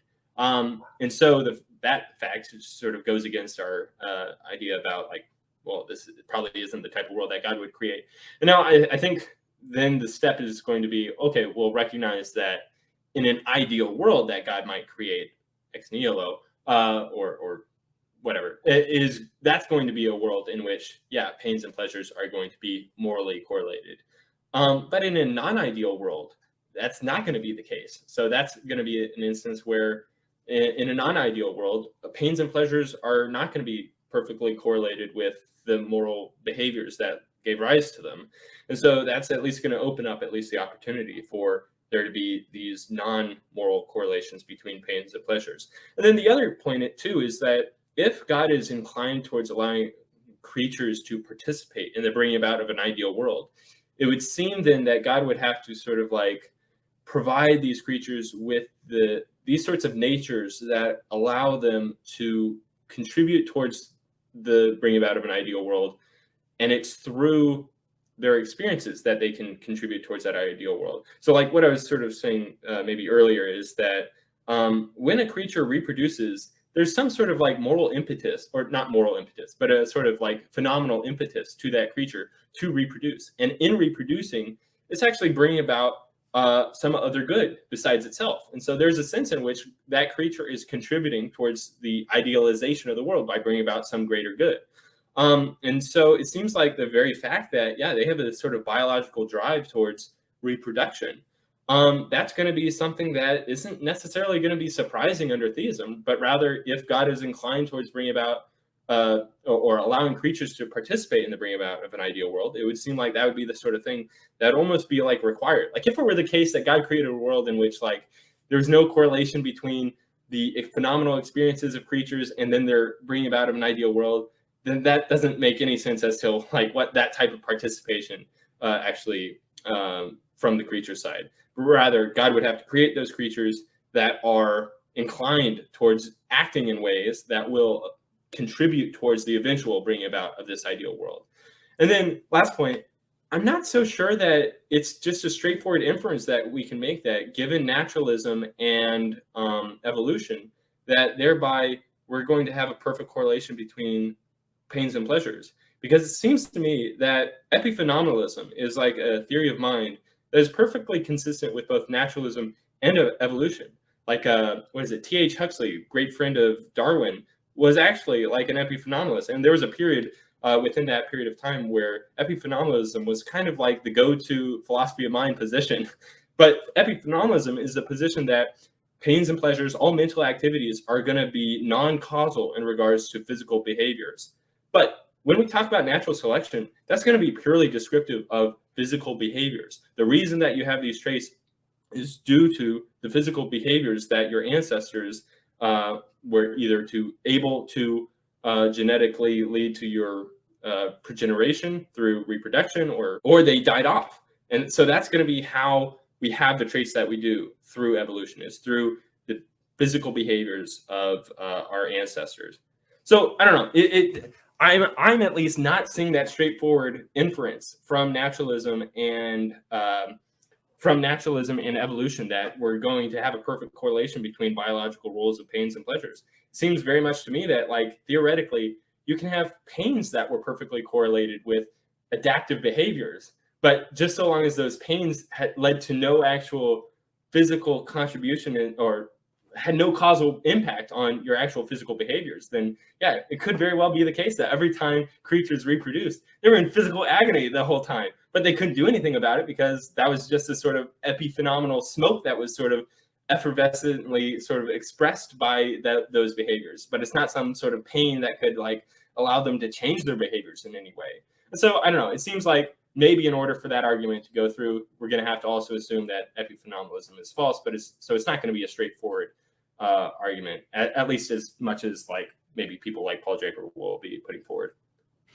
It sounds like you were veering into like psychophysical harmony territory there at the end. Yeah, yeah, I do think that that's probably an interesting argument for God that can interact quite well with Paul Draper's argument, because it does seem like Paul Draper's argument, in order to go through, must sort of assume that there is this sort of like positive correlation between behaviors which are good for the organism and their continual species, and phenomenal states of pleasure that with that behavior. And it seems to me that under a sort of like indifferent cosmos that is sort of like uninterested in bringing about good states of affairs, that it's going to be kind of surprising that sort of correlation could pop up, because we could think of a number of other types of correlations that are just not going to have that sort of psychophysical harmony there. Yeah, I mean, so arguably Draper is just assuming that there's like some degree of psychophysical harmony, like there's some degree of like a rationally appropriate match between physical behavior and internal phenomenal states. And you don't actually have to talk about epiphenomenalism, even though it might be useful at first, but like you can sort of go through the progression of like the argument from psychophysical harmony, where you say like, okay, it might be useful to talk about epiphenomenalism first, but actually you don't like get out of this problem by rejecting epiphenomenalism, so it really doesn't matter in the end. But so yeah, I think that Draper does kind of assume that there's some level of psychophysical harmony, like appropriate matching between physical and phenomenal states. He also assumes that, you know, things exist. You know, he makes other kinds of assumptions like this. So, you know, I really don't like this type of argument. And it's like a pretty common tactic for theists, I've noticed, where you point to something that seems to be evidence against theism.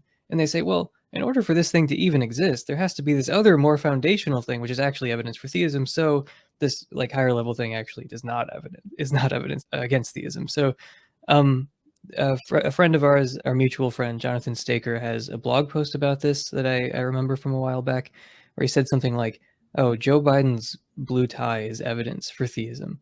Where he's just like, "Well, Joe Biden's tie, is blue, and the thing is, like, the existence of this blue tie, was designed by like a conscious human agent, and conscious human agents can only exist because of a sort of fine tuning, and fine tuning is evidence for theism. So Joe Biden's blue tie is evidence for theism." And he's like, "Okay, surely something has gone wrong if you think that like Joe Biden's blue tie is evidence for theism." But it seems like this sort of move is made sometimes where you're trying to point to something that appears to be evidence against theism, and then rather than actually engage with that, theists sort of go more fundamental, and they're like, well, in order for that to even exist, there has to be fine tuning, or there has to be existence, and atheists can't explain why there's something rather than nothing. So, like, actually, if you think about it, everything is evidence for theism. It's like, okay, maybe something has gone wrong if you think that basically everything is evidence for theism. So I sort of feel like that, where it's like Draper is pointing out an observation that's like clearly more expected on indifference than on theism. And it's like, well, he's presuming psychophysical harmony. It's like, well, yes, I think that that's true. Like, I think he's assuming there's some degree of psychophysical harmony when he's talking about this, but it's okay to make certain assumptions when you're like, making arguments and honing in on certain data points. Even if you want to grant that, like, in order for conscious agents to exist, something like human beings to exist, oh, that requires fine tuning, and fine tuning is good evidence for theism. Like, even if you think that, surely there are some states that these conscious beings could find themselves in that would be evidence against theism. Like, if there were just, trillions and trillions of intelligent conscious agents that were just in utter agony, and like it was just like this for trillions upon trillions of years, um, I don't think that would be evidence for theism. Like, I think that we could, infer that theism is probably not true if that's the situation that we found ourselves in. And then the apologist in that situation would be like, well, think about this. Every single moment of torture that we're experiencing is a contingent event. And any contingent event is going to require some sort of non-contingent cause. It's yeah, the explanation is either in itself or outside itself. Like as we're both on fire, they're like maybe like the contingency argument. Yeah, it's like, okay, surely there is something that could be happening to conscious agents, like if we were all in a state of eternal conscious torment, basically, and that was just all there ever was. Theism would not be a very rational, thing to believe in that sort of world. And even if it's the case that, conscious agents, require fine tuning, which is evidence for theism, okay, still doesn't change the fact that this like kind of higher level thing is definitely evidence against theism that might completely overwhelm that more fundamental stuff. Right. So yeah, it's not that you're wrong exactly, that like, yeah, psychophysical harmony is a necessary component for any of this to even work in the first place, in the same way that like, yeah, stuff has to exist, in order for any of this to work. But I do sort of view that as just like changing the subject. And I think it might have also been John Staker who criticized that way of putting it when someone put this to me in the context of like the problem of evil, and I was like, you're just changing the subject. Like, when you bring up like, oh well, in order for evil to exist, there has to be consciousness, or there has to be like fine tuning, and all that's evidence for theism. And yeah, it is kind of an interesting topic because it comes up a lot, I think, and it's not necessarily like disingenuous or whatever. Like, I think it's like a reasonable question to be like, well, hang on, you're saying this one observation is evidence against theism, but in order for this observation to occur, there has to be this other thing, which I think is, it presupposes this other thing, which I think is evidence for theism. So does that matter? It's like, yeah, that's a totally reasonable thought, but I think that it can be kind of shown that it actually doesn't matter. And like, I think the example of waking up in a situation with like the worst possible misery for everyone, and it's like, yeah, who cares about fine tuning or contingency arguments when everyone's in this like horrible state? We're all on fire. Yeah, like, I think that like is a good way of like intuitively illustrating why that doesn't work. But like, I remember Joe Schmid commenting somewhere, and he explained it in a way that it made perfect sense to me. I tried to pass it on to other people, and like they didn't find it as like straightforwardly obvious as I thought. But Anyway, the point is, I think it can be shown, like, technically that sort of reasoning is no good. But yeah, Right. we also have this very intuitive, like, thought experiment that I think illustrates it as well. Yeah, I get what you're saying though. That yeah, just moving one step back, like, well, what are the prerequisite conditions in order for biological rules of pains and pleasure to take place? And then that's going to be like, yeah, maybe that's the case, but that's going to be moving aside from what this actual evidential data point is. And so, yeah, trying to hone in then on what is the evidential data point that Paul Draper is sort of presenting as going to be evidence favoring naturalism over that of theism. And it seems like the evidential data point is going to be, well, pain is highly correlated with adaptive behaviors, and no, other way around. Pleasure is highly correlated with adaptive behaviors, and pain is highly correlated with maladaptive behaviors. And it seems like this is going to be best explained by some sort of amoral natural process rather than some sort of like intelligent being sort of like imbuing this into existence. And I think Well, that it could be an intelligent being. It would have to be an in morally kind of indifferent intelligent right, being. yeah, But that's true. So like a deism could also make it sense could in be, that. yeah. No, in the original paper, he brings up like the indifferent deity hypothesis, where he's like, this is technically a hypothesis of indifference, and Right. but yeah, it's like natural selection is a really good predictor for when we experience pain and pleasure. Mhm. So like you could give the example of like rape, where that's morally wrong. Rape is morally wrong, but evolutionarily speaking, it's like a strategy for propagating your genes, and like that's Mhm. probably why it exists. It's probably why it's incentivized for some people at least. Um, yeah, but like so that's one example you could give where it's like this is clearly immoral, but some people are like incentivized to do it, and it's perfectly explicable through an evolutionary lens. Right. Whereas like if the designer of the biological realm was natural selection plus God, as opposed to just natural selection, then maybe you wouldn't expect like very immoral behavior like that to be like incentivized. Right, right. But you can also give less inflammatory examples with like uh, you know someone dying in a fire where the pain that they're feeling is like not really advantageous like because they're going to die, but natural selection has no way of sort of fine tuning our experiences of the world such that like when it's actually not going to be helpful to your survival and reproduction, then it can just turn off. You don't need to burn alive, like whereas if it was natural selection plus God or something like that, then there could be all these additional mechanisms that were kind of sensitive to those different scenarios. But there's no way natural selection could um, be sensitive to like these different circumstances where it's like, well, like the fawn is burning in the forest, like it doesn't need to suffer those extra 15 minutes or something like that. Like what's the point of that? You know what I mean? Like natural selection can't do anything about that, whereas natural selection plus God actually could do something about that. So yeah, it's like natural selection is amoral. We have this distribution of pain and pleasure that's easily explicable if you think that natural selection, this amoral force, this indifferent force, is kind of what's creating this distribution of pain and pleasure. Yeah. So I think then, I don't know at how the person defending the participation theodicy should respond, namely me, I guess, is to say that, yeah, if we were to just think about what sort of world God would create, just thinking about that without also taking into consideration God's interest in bringing about, allowing creatures to participate and bring about that world. It seems like, yeah, we could say that in an ideal world, there wouldn't be pains that did not contribute in some way to the good of that creature. So, like in regards to normal survival in various environments, it's a good thing that you're in pain on some occasions. Like the very fact that you're in pain when it's cold out tells you, oh, I need to go inside so as to avoid like dying. So that's a good fact about pain. But yeah, it seems like in an ideal world, for one, that sort of condition probably won't take place where people could theoretically die. Also, the idea that yeah, these sorts of pains wouldn't occur when it doesn't actually contribute towards your own well-being.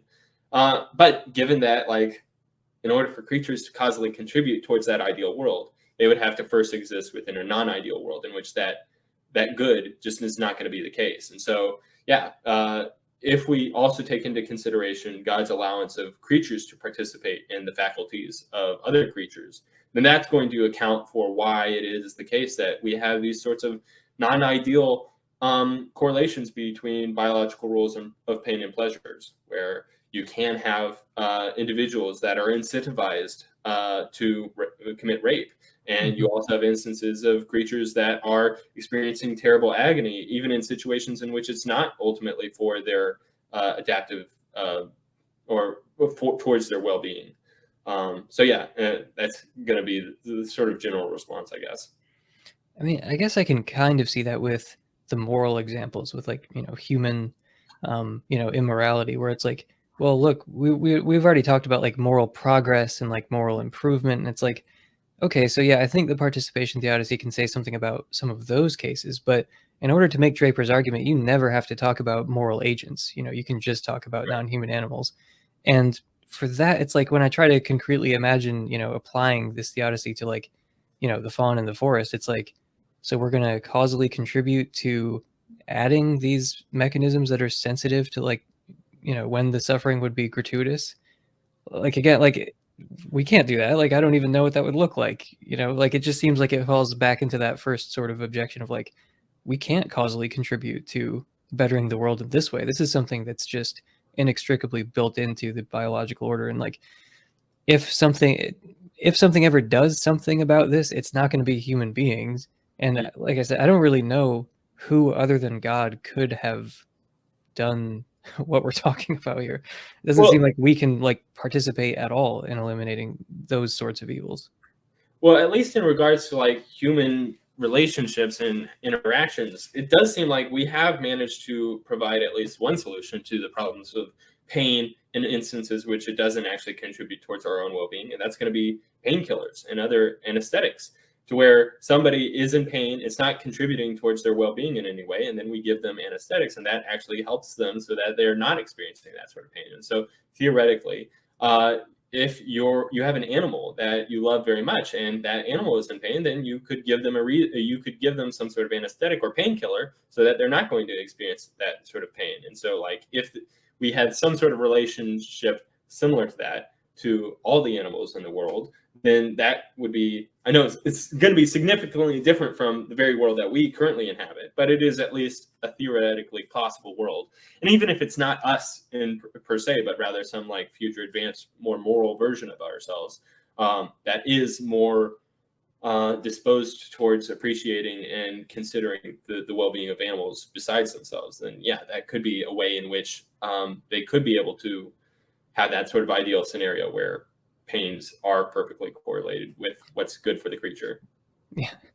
No, it just struck me as you were saying that, like, we're talking about like altering the laws of nature so that like little fawns suffer slightly less, and it's like we can't even get people to stop like factory farming animals. Yeah. We're just like, yeah, maybe, like, yeah, oh man, yeah, we're not anywhere near what we're talking about here. But man, factory farming. See, that's one of those examples where it's like, was it really worth it? Like the evil of factory farming, like, oh well, someday we'll eliminate this thing that we created.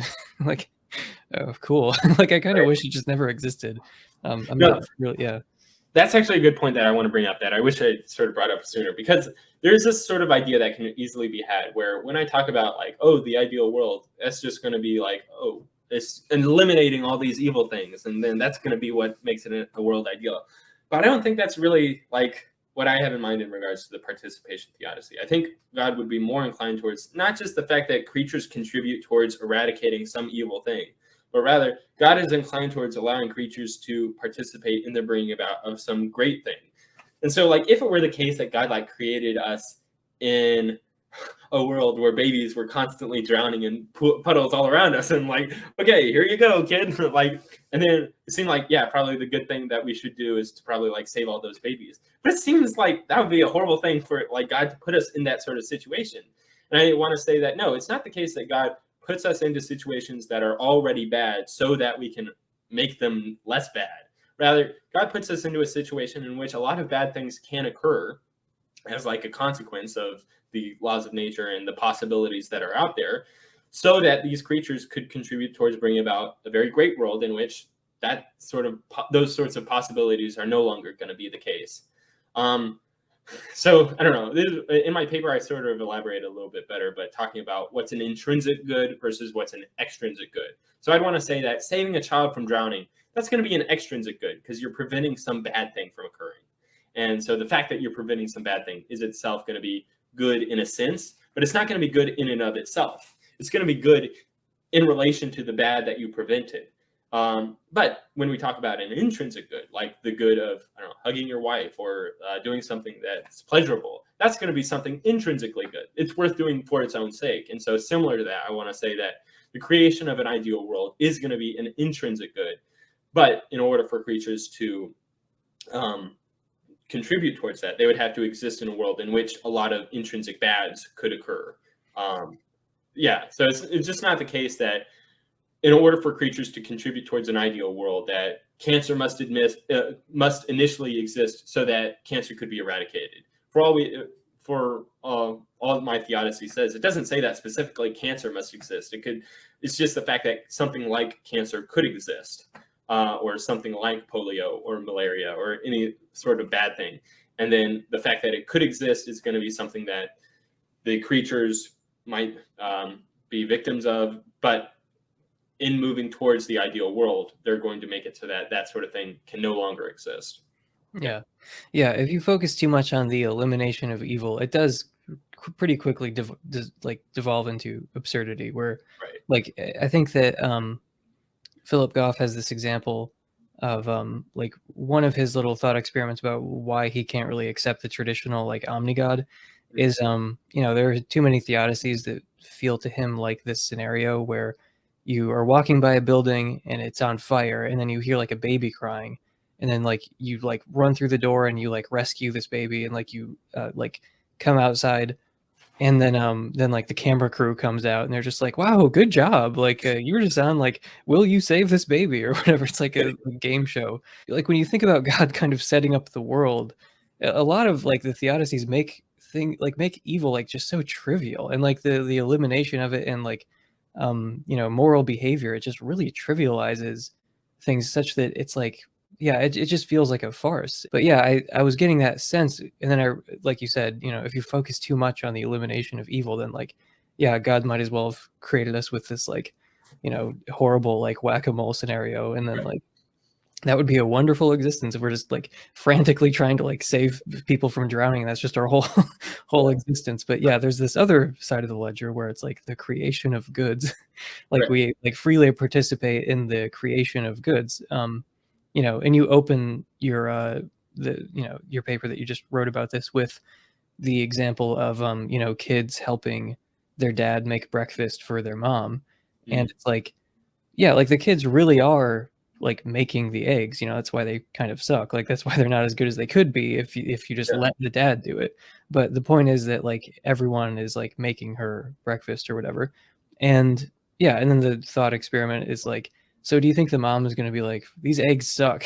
Like even though they are like objectively less good, like in some reason.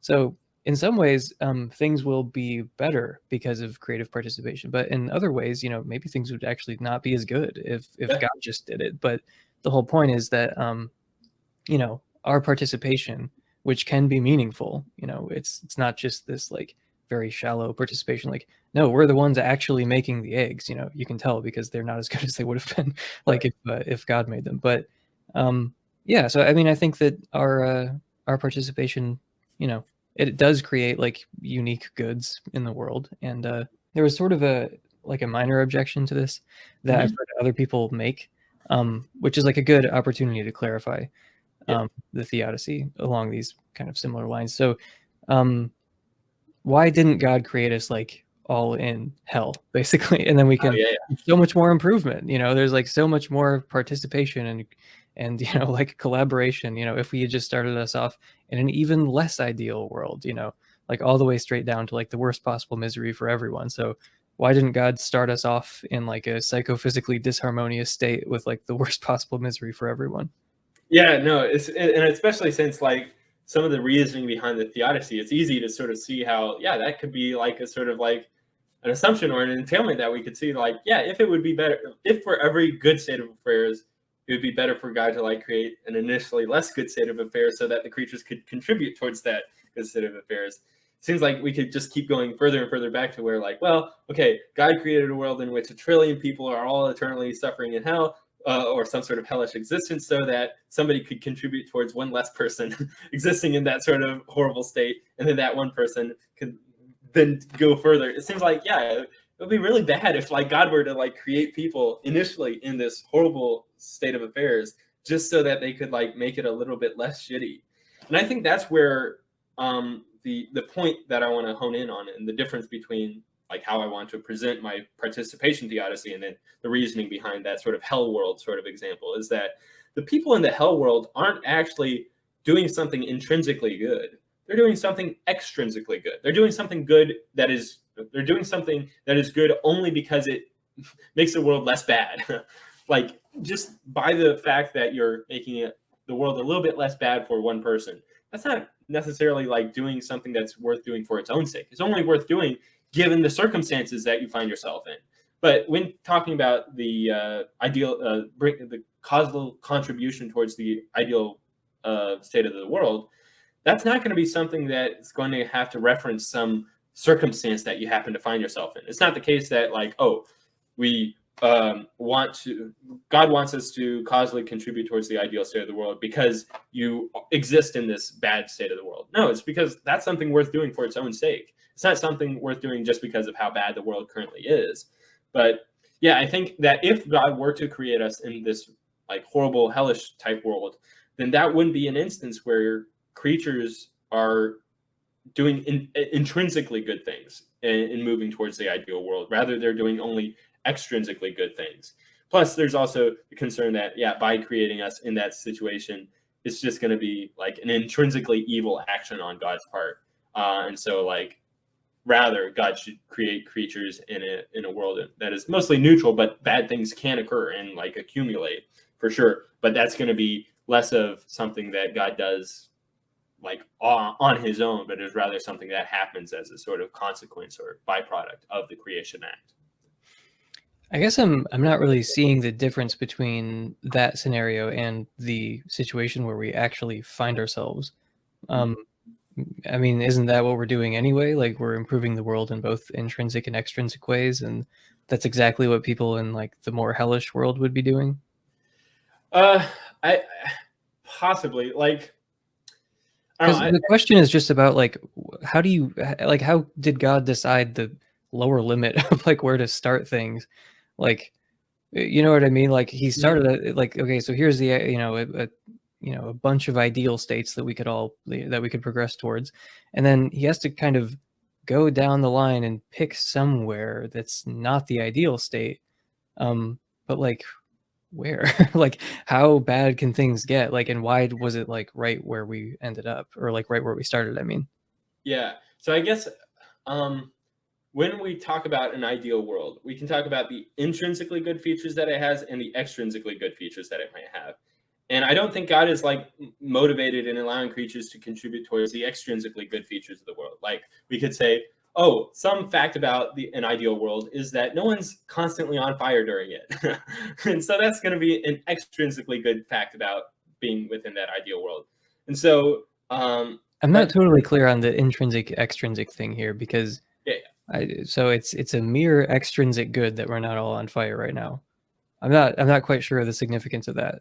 No, yeah. Okay, so David Lewis, he was, like, actually an Australian sort of modern philosopher that sort of clarified these sorts of differences between intrinsic properties and extrinsic properties. An intrinsic property is something that's going to be had in virtue of that thing that it is. So, like, my phone here, let's say, is intrinsically black. Like, it has the features, and we're going to talk about the features that it has. Now, extrinsically, we could say that my phone is darker than my shirt. So that's going to be an extrinsic feature, because in order to say that this is darker than this shirt, we're going to have to refer to something other than the phone itself. And so, and then, like, it could be the case that I put on a black shirt, which is actually darker than this, and this phone doesn't change in any way. And then it would no longer be true that this phone is darker than this shirt. So that would be an extrinsic property, a property that is true not only in virtue of the thing that it is and the properties that it has, but also in virtue of the relationship that it bears to either other things or the lack of other things. So, like, in my paper, I bring up the property of being the last cookie, and we could talk about like in a cookie jar. What makes it true that this is the last cookie is not going to be wholly in virtue of the properties that the cookie has, but also in virtue of the fact that there are no other cookies within that jar. And so that's going to be because we have to refer to other things or the lack of other things. That's going to mean that this property of being the last cookie is an extrinsic fact, is an extrinsic property. So anyway, you mentioned the like tallness as well. Like, yeah. You can say that someone is like whatever height they are, but if you want to say that they're tall, I mean that's kind of like an extrinsic thing because it's in relation to what, like, Right. to like a class of kindergartners. Yeah, you're very tall. Like in comparison to NBA players, like no. But yeah, like you can talk about something intrinsic about height, but then if you want to say someone is tall, then that's kind of an extrinsic feature, right?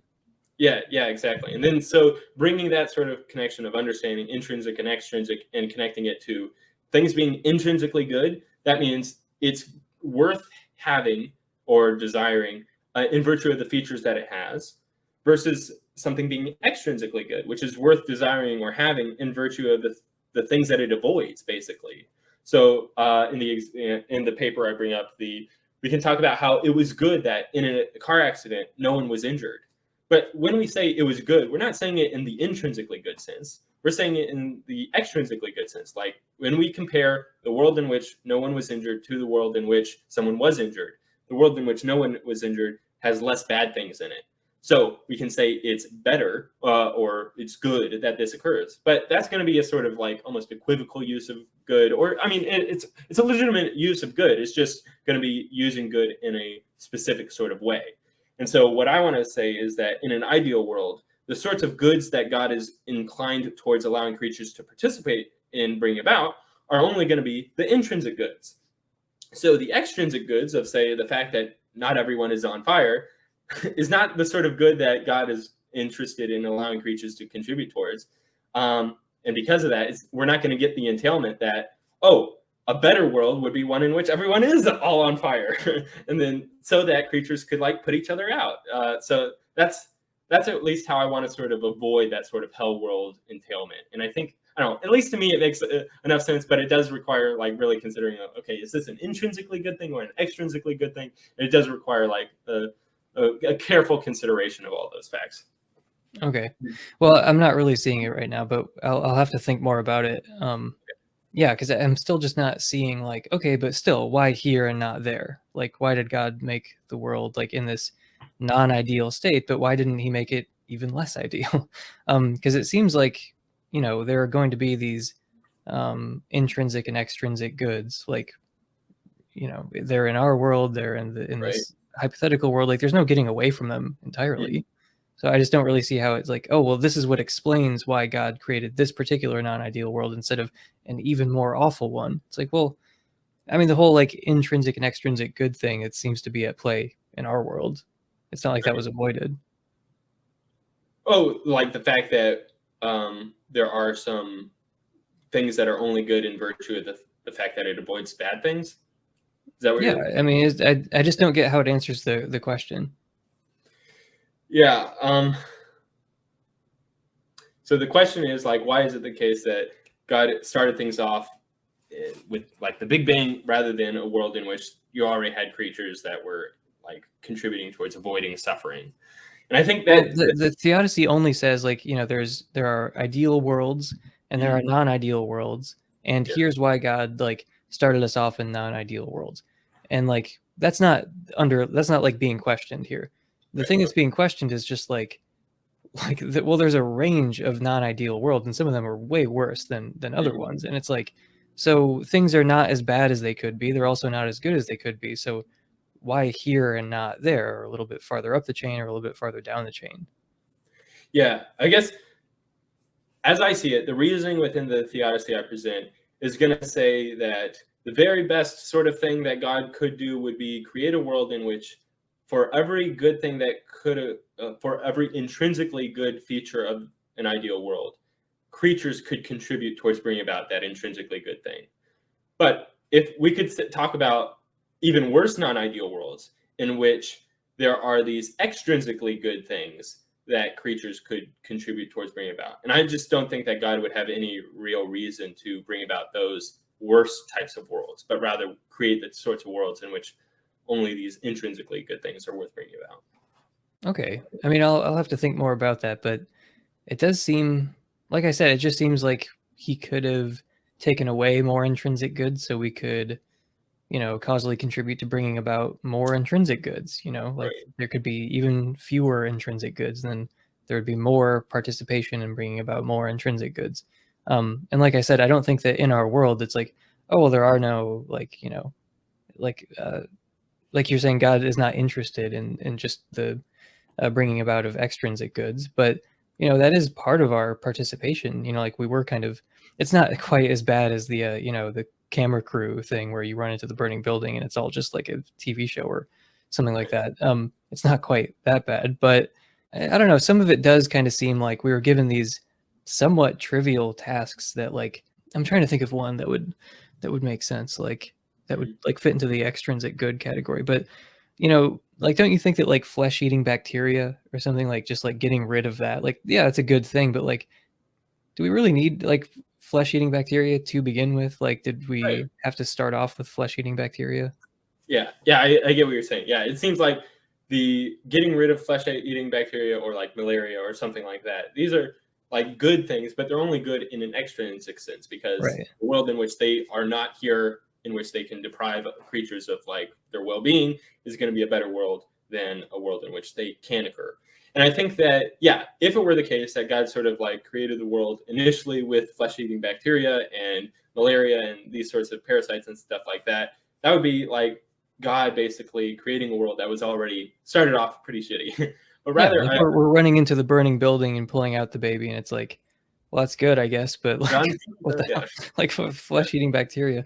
But yeah, but right, like intrinsic good, like if there's more love in the world or something like that, like that seems like it's an intrinsic good, whereas like eliminating flesh eating bacteria, that would be an extrinsic good. right, But in our world, there's flesh eating bacteria, and like right, it right. seems like the participation theodicy is saying like, hey, like there's flesh eating bacteria because we're going, so we can eliminate it. Yeah, yeah. So I think that the uh, the feature of an ideal world would be something like there's something in that world which prevents something like flesh-eating bacteria from depriving creatures of well-being. And I think that's going to be an intrinsic feature of that world. Like we're talking about something actual, real, and we're not having to talk about the relationship that it bears to other things, but rather it's like a real thing with some sort of features. Like maybe is the case, I don't know, in an ideal world, yeah, creatures are just immune to flesh-eating bacteria or something like that. And so, yeah, I want to say that in an ideal world, it's impossible for flesh-eating bacteria to occur. And in a non-ideal world, and that's like an intrinsically good thing, that it's impossible for this to occur. And then in a non-ideal world, it is possible for this sort of bad thing to occur, but it's not like ensured that it's going to occur. Like theoretically, we could have evolved uh, in such a way in which flesh-eating bacteria is not going to be a problem. There's probably other problems that we would have to deal with, but that's at least one theoretical branch in which evolution could have taken place. But yeah, no, it's a good objection, and it's one that I probably need to put more careful consideration into and a more careful articulation, because I do think that this point in talking about intrinsic versus extrinsic goods is going to be the most important point to sort of realize in order to like really get the reasoning behind the theodicy. But it could also very well be the case that that's going to be a short side of my theodicy, that it needs to be more carefully considered on my part. So I No, appreciate it. yeah, no, I think that you're definitely onto something with like the distinction between intrinsic and extrinsic goods, because I think that the theodicy is like best suited to explain why there aren't more intrinsic goods in the world. And it's like, well, we get to like causally contribute and participate in the creation of like there being more love in the world, which is an intrinsically good thing. Um, but then like when it comes to the extrinsic goods, that's when it does start to feel like Philip Goff's like TV crew scenario, where we've just been given these like meaningless tasks of like, hey, I set up this horrible thing for you to stop. It's like, thanks, God, I really appreciate it. Right. Like, yeah, so like the elimination of certain evils, it does feel like, man, like, yeah, I don't think the theodicy is like super well suited to address some of those. because it does feel like God is just tasking us with this meaningless stuff that's just like so much suffering, and then at the end of it, all we did was eliminate this bad thing that, like, we're not really. And I mean, I guess indirectly there's more intrinsically valuable things when we like preserve life by like eliminating disease or something like that. But still, man, it's just it's like there are different areas where your theodicy seems to like, oh yeah, like that kind of makes sense, like we get to causally contribute to the creation of this good thing. But in other areas it definitely does not seem like, when you start filling it in with concrete examples, it's like, I don't know if that really explains it. Yeah, but I mean, yeah, I think you've been in the hot seat long enough. We can start to wrap it up here, but I did want to end on something that we mentioned early on, and I think it's going to be in the patron only version. So sorry to the people who are watching this on YouTube or something, but you freeloaders out there, we kind of meandered through for like 40 minutes, like why we didn't like some other theodicies, and it took us like 40 minutes to actually get to the participation theodicy. So in the version I'm putting out there, we're just starting off with the participation theodicy. But we talked about Josh Rasmussen's analogy that he uses when he's teaching people about the problem of evil, and how it helped. It made something click for me that I think it seems so obvious when you say it, and you're like, like I felt like an idiot the first time like I heard him say this. I'm like, oh man, I'm just now getting this like very basic point about like arguments from evil. But then when you look at like the discussions about arguments from evil, like the back and forth you see between atheists and theists, it's clear that a lot of people don't understand this. So anyway, the analogy being, he pulls out this pitcher full of red paint or red liquid or something, and he says, this kind of represents all of the evil in the world, all of the predation, and like every major thing, every minor thing, every like stubbed toe to every like fawn in the forest that burns alive. And so theodicies are, they're attempts to explain the suffering we see in the world, the evil we see in the world, and like to provide a moral rationale behind the kind, degree, and distribution of suffering we see. So he lays out these different like, bowls and jars and cups, and it's like, okay, each of these is like a theodicy, and no one of them can hold all of the red liquid that's in this giant pitcher.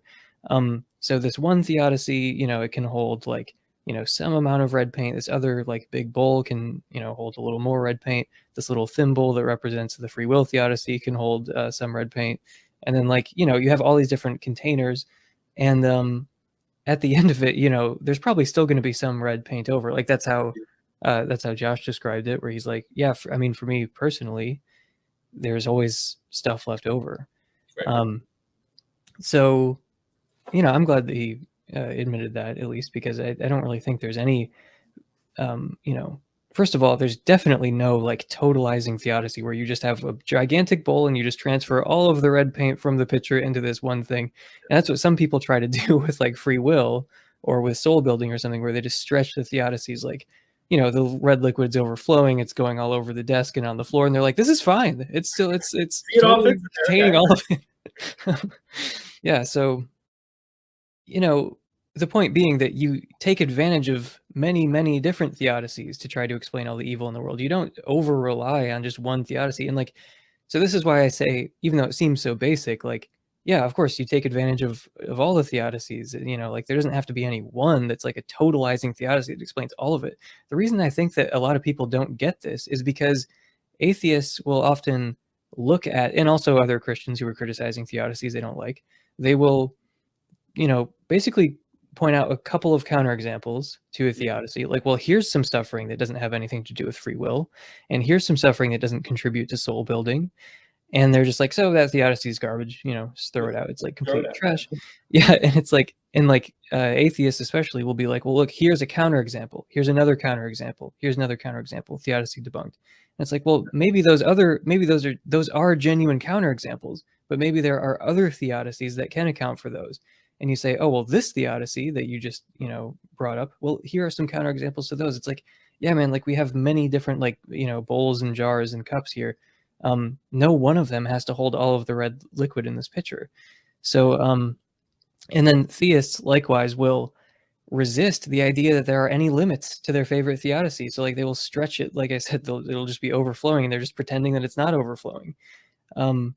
So there's just this stupid back and forth between atheists and theists, like theists pretending that their theodicy can explain all the evil in the world, their favored one, when it obviously can't. They're stretching it way beyond its limits. And then atheists who think that proves that, like, all the theodicies just totally fail. And it's like, no, they're supposed to all kind of work together, like collaboratively and collectively. So regardless of, the limitations of the participation theodicy, I think it's definitely a container that's on the table that can hold some of the red liquid. Like I think that some of the evil in the world is justified by soul building. Like some of the evil in the world is plausibly justified by saying, like, hey, you couldn't have had these good things without these evil things. Like the evil is necessary for the good, and not even an omnipotent being could have brought about these goods without these necessary evils, or even something like free will. So, I think that, virtually all the theodicies that have been offered, they're at least like a thimble or something. Like they can explain at least an instance of evil that's occurred in the world. Yeah, so at the end of the day, I still think there's a ton of red liquid left over in the pitcher, whereas you probably think there's a lot less, which is why I'm an atheist and you're a theist. But yeah, I think that maybe there could be like a more productive and like collaborative discussion between atheists and theists if they recognize that, no one theodicy has to do it all. And just because there are counterexamples doesn't mean that the theodicy is useless and like just throw it out or whatever. And like I said, I think there's evidence that both theists and atheists like fail to realize this. So the moral of the story is more people should be listening to Josh Rasmussen. That's my conclusion. There you go. Yeah. No, that's a good conclusion. I'm glad you actually re-articulated that, because like I was my stupid brain was like trying to think about this analogy. And in my head, I was thinking a picture rather than a pitcher, which you would pour in. So I was like really strained to think, okay, so there's this picture that has like all this red paint on it, and then you have to like dribble out all the paint into these cans and stuff like that. No, it makes a lot more sense. You have a pitcher full of liquid, and then you're just pouring out all the different cups and stuff like that. Okay. What the fuck? I can't believe you just let me go on like that earlier when you thought I was talking about a red picture. I don't know. I thought it was a Josh Rasmussen analogy, so like maybe he has this very surrealist sort of like idea. You're like, yeah, it's Rasmussen. It's gonna be weird. Like you're just like, I'm entering like the David Lynch zone, so it's gonna be bizarre. And it's just like, no, it's a pitcher of red liquid. I think pouring into jars. Yeah, I think part of the reason I thought that is because the skeptical theist response, or sometimes like a sort of aesthetic response towards the problem of evil, is like, sure, when we zoom in on this like very little amount of the world, it seems like, oh, there could be no reasons for this. But when we zoom out to see the entire picture of this thing that an artist is drawing, then we can like see how it all connects to the whole. And so like I was like primed with that from skeptical theists to think like, okay, we had this picture with red paint on it, and then like, wait, we're taking all the paint off of the picture. It's just like, okay, that's weird. Dude, that is crazy that you just let me go on for that long, and like earlier, like not just now. So earlier, just now, you heard me say picture from the beginning, right? Yeah, this time I did. Yeah. Okay, but the first time earlier, you thought that I said picture. Oh, now it makes sense. I cannot believe that you just let me keep talking when it was not. Yeah. I don't know what that says about you, where you'll just listen to someone who's talking about absolute nonsense, and you're just like, yeah, I kind of see that. I mean, like maybe if the picture is like, or the picture is still has wet paint on it, then like, oh no, we have too much paint. We have to get rid of some of it. Some very strained analogy, but I was like, okay, yeah, I can follow along kind of. And I think I'm saying this like really profound, like meaningful thing, and you're just like, what in the hell is he talking about? Okay. Yeah, so for those, I should have just did. I don't think Rasmussen even says pitcher. I think he says something else. I think he says it's like in a big jar or something. So if I had just stuck to the plan, I had to put my own special little spin on it and say it's a big pitcher. Just but if it's a big jar, it's just in my stupid brain. I'm like, but that would be harder to pour out than like if you just had like a big like pitcher. And he also always says red liquid, but I thought red paint was a little more poetic. Yeah. You and your artistic analogies. Well, at first, I mean, really, we should just make it blood. It should just be a big picture of blood. There you go. That would be, but anyway, that might be. It would also be funny if he walked into class with his like freshman like philosophy. He was like, "This is a big picture of blood." Okay, so we Anyway. got to do something with this blood, boys and girls. Give me all the cups that you can have. We got to pour out as much as we can. Well, I guess on that note, is there anything else that you wanted to touch on before we go? We've been, I mean, at least for recording, we're past the 3-hour mark, so some of this will be edited out. But yeah, I think that at least for the patron version here is like 3 hours. So anyway, patreon.com/counter. Check it out, people. I was going to say at least an hour and a half of that must have been your ranting against skeptical theism, as I recall. So. Dude, I didn't rant against skeptical theism at all. I kept it to a minimum. I really thought to myself, I was like, don't even say anything. It's going to become the entire episode if you start talking about it. So I think I remember being like, just go listen to my episode about it where I calmly explain why I don't like skeptical theism. Also, there was just a really good interview on adherent apologetics with Nevin Cleminga.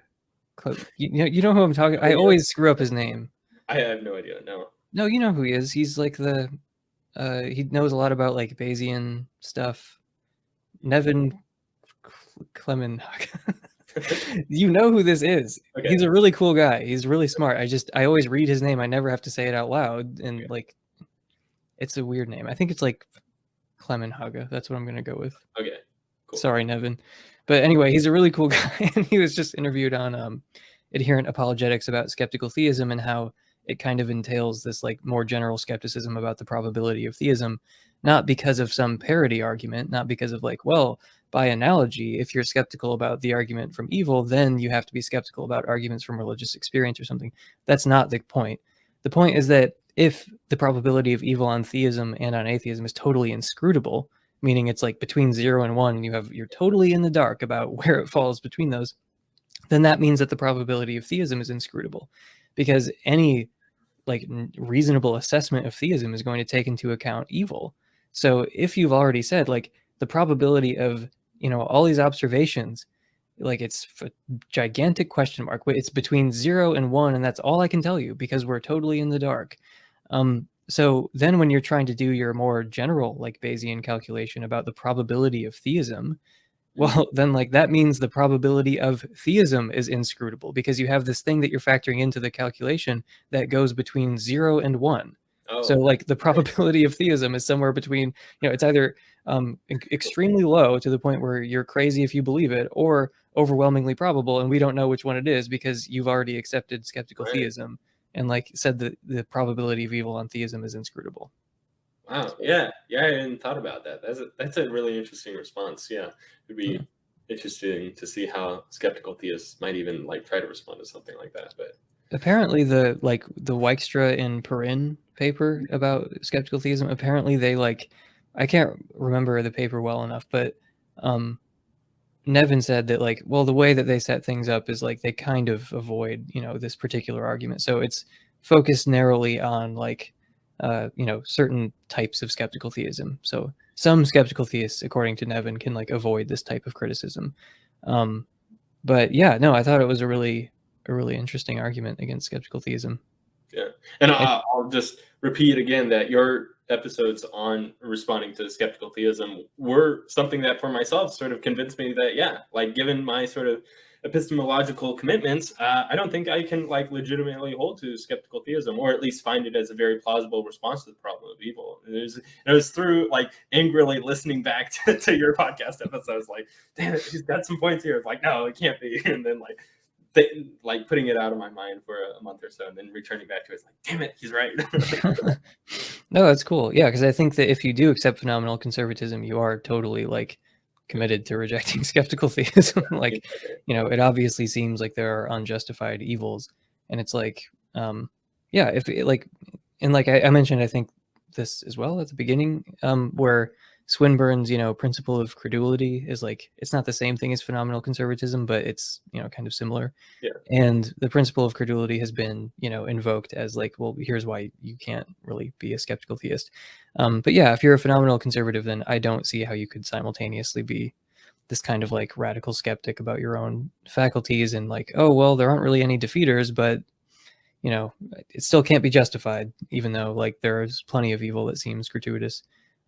And there's like a follow-up conversation to be had about like, what do you mean it seems like there's gratuitous evil? You know, because like that's a fairly like philosophically laden Right. seeming that you're having there. Like it's not, you know, like saying that like, well, it seems to me that there is a jar on my desk. Like, yeah, it's easy to see how one could have a seeming or an appearance of a jar on your desk. But if you say, well, it seems to me, and then it's like a paragraph of like philosophically dense text, it's like, what are you talking about? Like, there's no way that that just see like, yeah, and humor has talked as well about like, you know, with strange appearances that people try to give as counterexamples to phenomenal conservatism. Hmm. He's like, I don't even know what it would mean to have some of these seemings where they're like, what if you just see a tree and it seems to you that it was planted on April 3rd, 1895?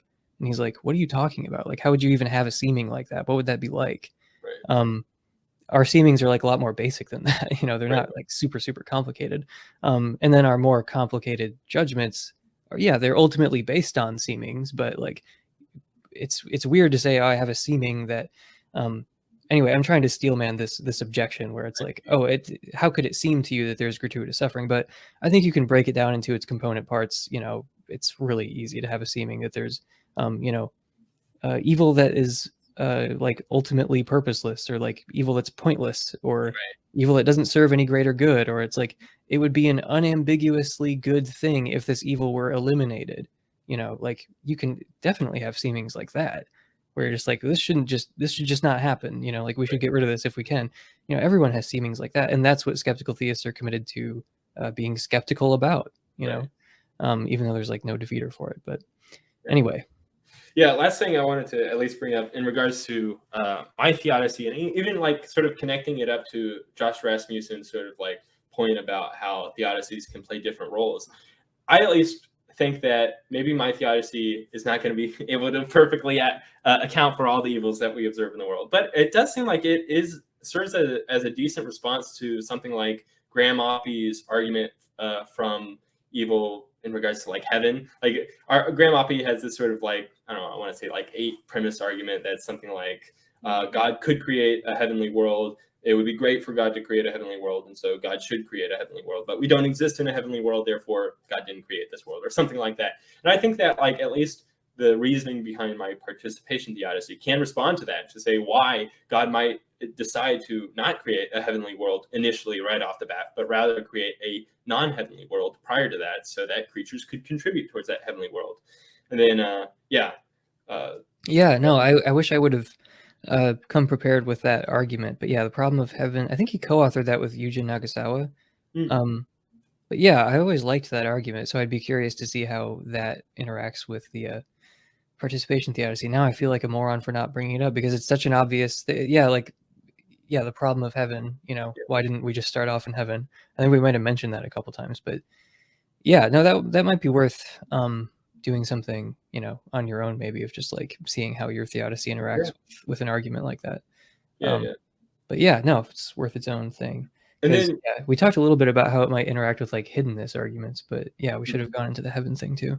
yeah, that's a good point. Yeah. And then also the point you were bringing up, well, like maybe my theodicy doesn't actually adequately respond to the concrete examples of evil that we observe in the world. And yeah, I kind of like agree in a sense that like if we were to think that, okay, there's this particular evil in the world, and so how is it that my particular theodicy answers like, okay, why is it that this particular concrete example of evil occurs in the world? And I don't think it actually does. I think that the best that it could maybe do is answer why that sort of particular concrete sort of evil could occur, not that it actually will occur.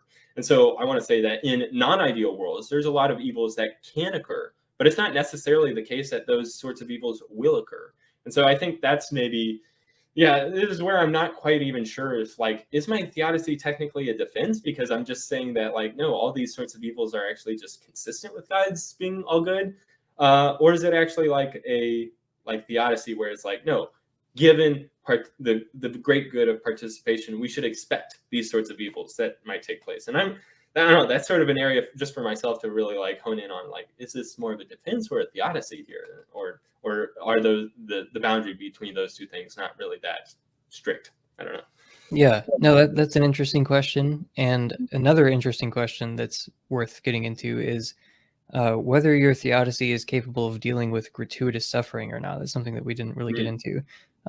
About like, because if it's necessary that there's a non-ideal state in order to participate in going from a non-ideal state to an ideal state, then that means it's not really explaining gratuitous suffering, because then it's it's necessary. Like, Right. it's a necessary precondition.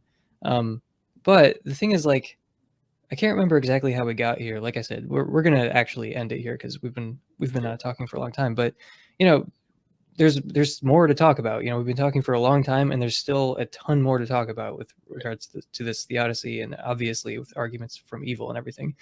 But it seems like your theodicy might have something to say about why gratuitous suffering exists, with like missed opportunities, I guess.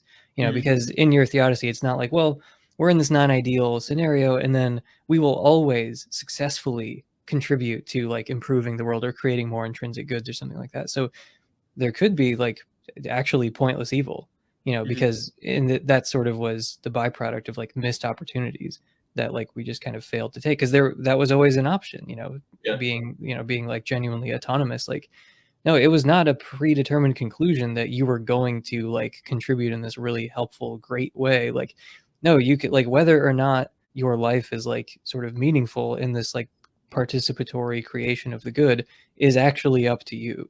Right. Like you might actually not really participate in the creation of the good, and then there will be all this gratuitous evil that didn't have to be gratuitous evil, but it is now, because you like it was actually up to you, and you kind of like morally failed, and that's why this unnecessary suffering existed. But it's sort of like this gratuitous suffering like didn't have to be gratuitous, but it kind of ended up being gratuitous because of missed opportunities to participate in eliminating evil or creating good. Yeah, it does seem like maybe it's almost like a byproduct of God's creating a non-ideal world. And so, I don't know, you could technically say, yeah, God could create that ideal world without creaturely participation. And so there is a sense in which, like, yeah, the great good of an ideal world is not, doesn't require creaturely participation. So, like, in some sense, it's gratuitous, I guess. So, I don't know. It seems like there would have to be a very specific definition of gratuitous, and then a careful analysis as to whether or not my theodicy allows for that or not. Yeah. Well, I think we should end it there. Like I said, we could go on. There's so much more to talk about, but now seems as good a place to end as any. So, like you said, you don't really have like it's not like you have a channel or a podcast or anything, but do you want people to find you on Twitter or on YouTube? Or you do have a couple things posted on YouTube. Yeah, sure. In fact, I've been meaning to actually put something out on my YouTube channel, probably just like reading out the paper for people to be able to like listen to, because I at least find for myself it's a lot easier for me to like listen to stuff on YouTube than actually go through the process of reading a paper from some Joe Blow. So yeah, look out for my YouTube channel. It's like only titled John Buck, so it's going to be heavily hard to find unless you go to my Twitter, which is writer John Buck, JohnBuck. And I'll also actually have on my Twitter my paper pinned for anybody that wants to read it. But yeah, and then from my Twitter, you could probably find my YouTube channel. But if you wanted to go directly to YouTube, you can Google Tom Jump's Biggest Blunders, and then I have like a 2-hour video. That's the fastest way to find you. Yeah, exactly. It's like my one piece of content that's actually out there that people are interested in. But like I had fun making that anyway. So yeah. Yeah, and you've had fun sifting through hours and hours of T-Jump's content. Sadly, that video was compiled before I spoke to him. That's right. Yeah. So none of those made it in there. Yeah, there's a lot of good moments from that debate that you had with T-Jump. Like the very. I would, in my opinion, there were not any good moments from that debate. They're extrinsically good. Don't worry. All right. Well, thank you everyone for listening. I'll put links in the show notes to your Twitter and to your YouTube. And yeah, thank you for listening. For the patrons, thank you for supporting the podcast. You can support at patreon.com/counter or /WaldenPod if for some reason that's the one you like more. But yeah, thank you for listening.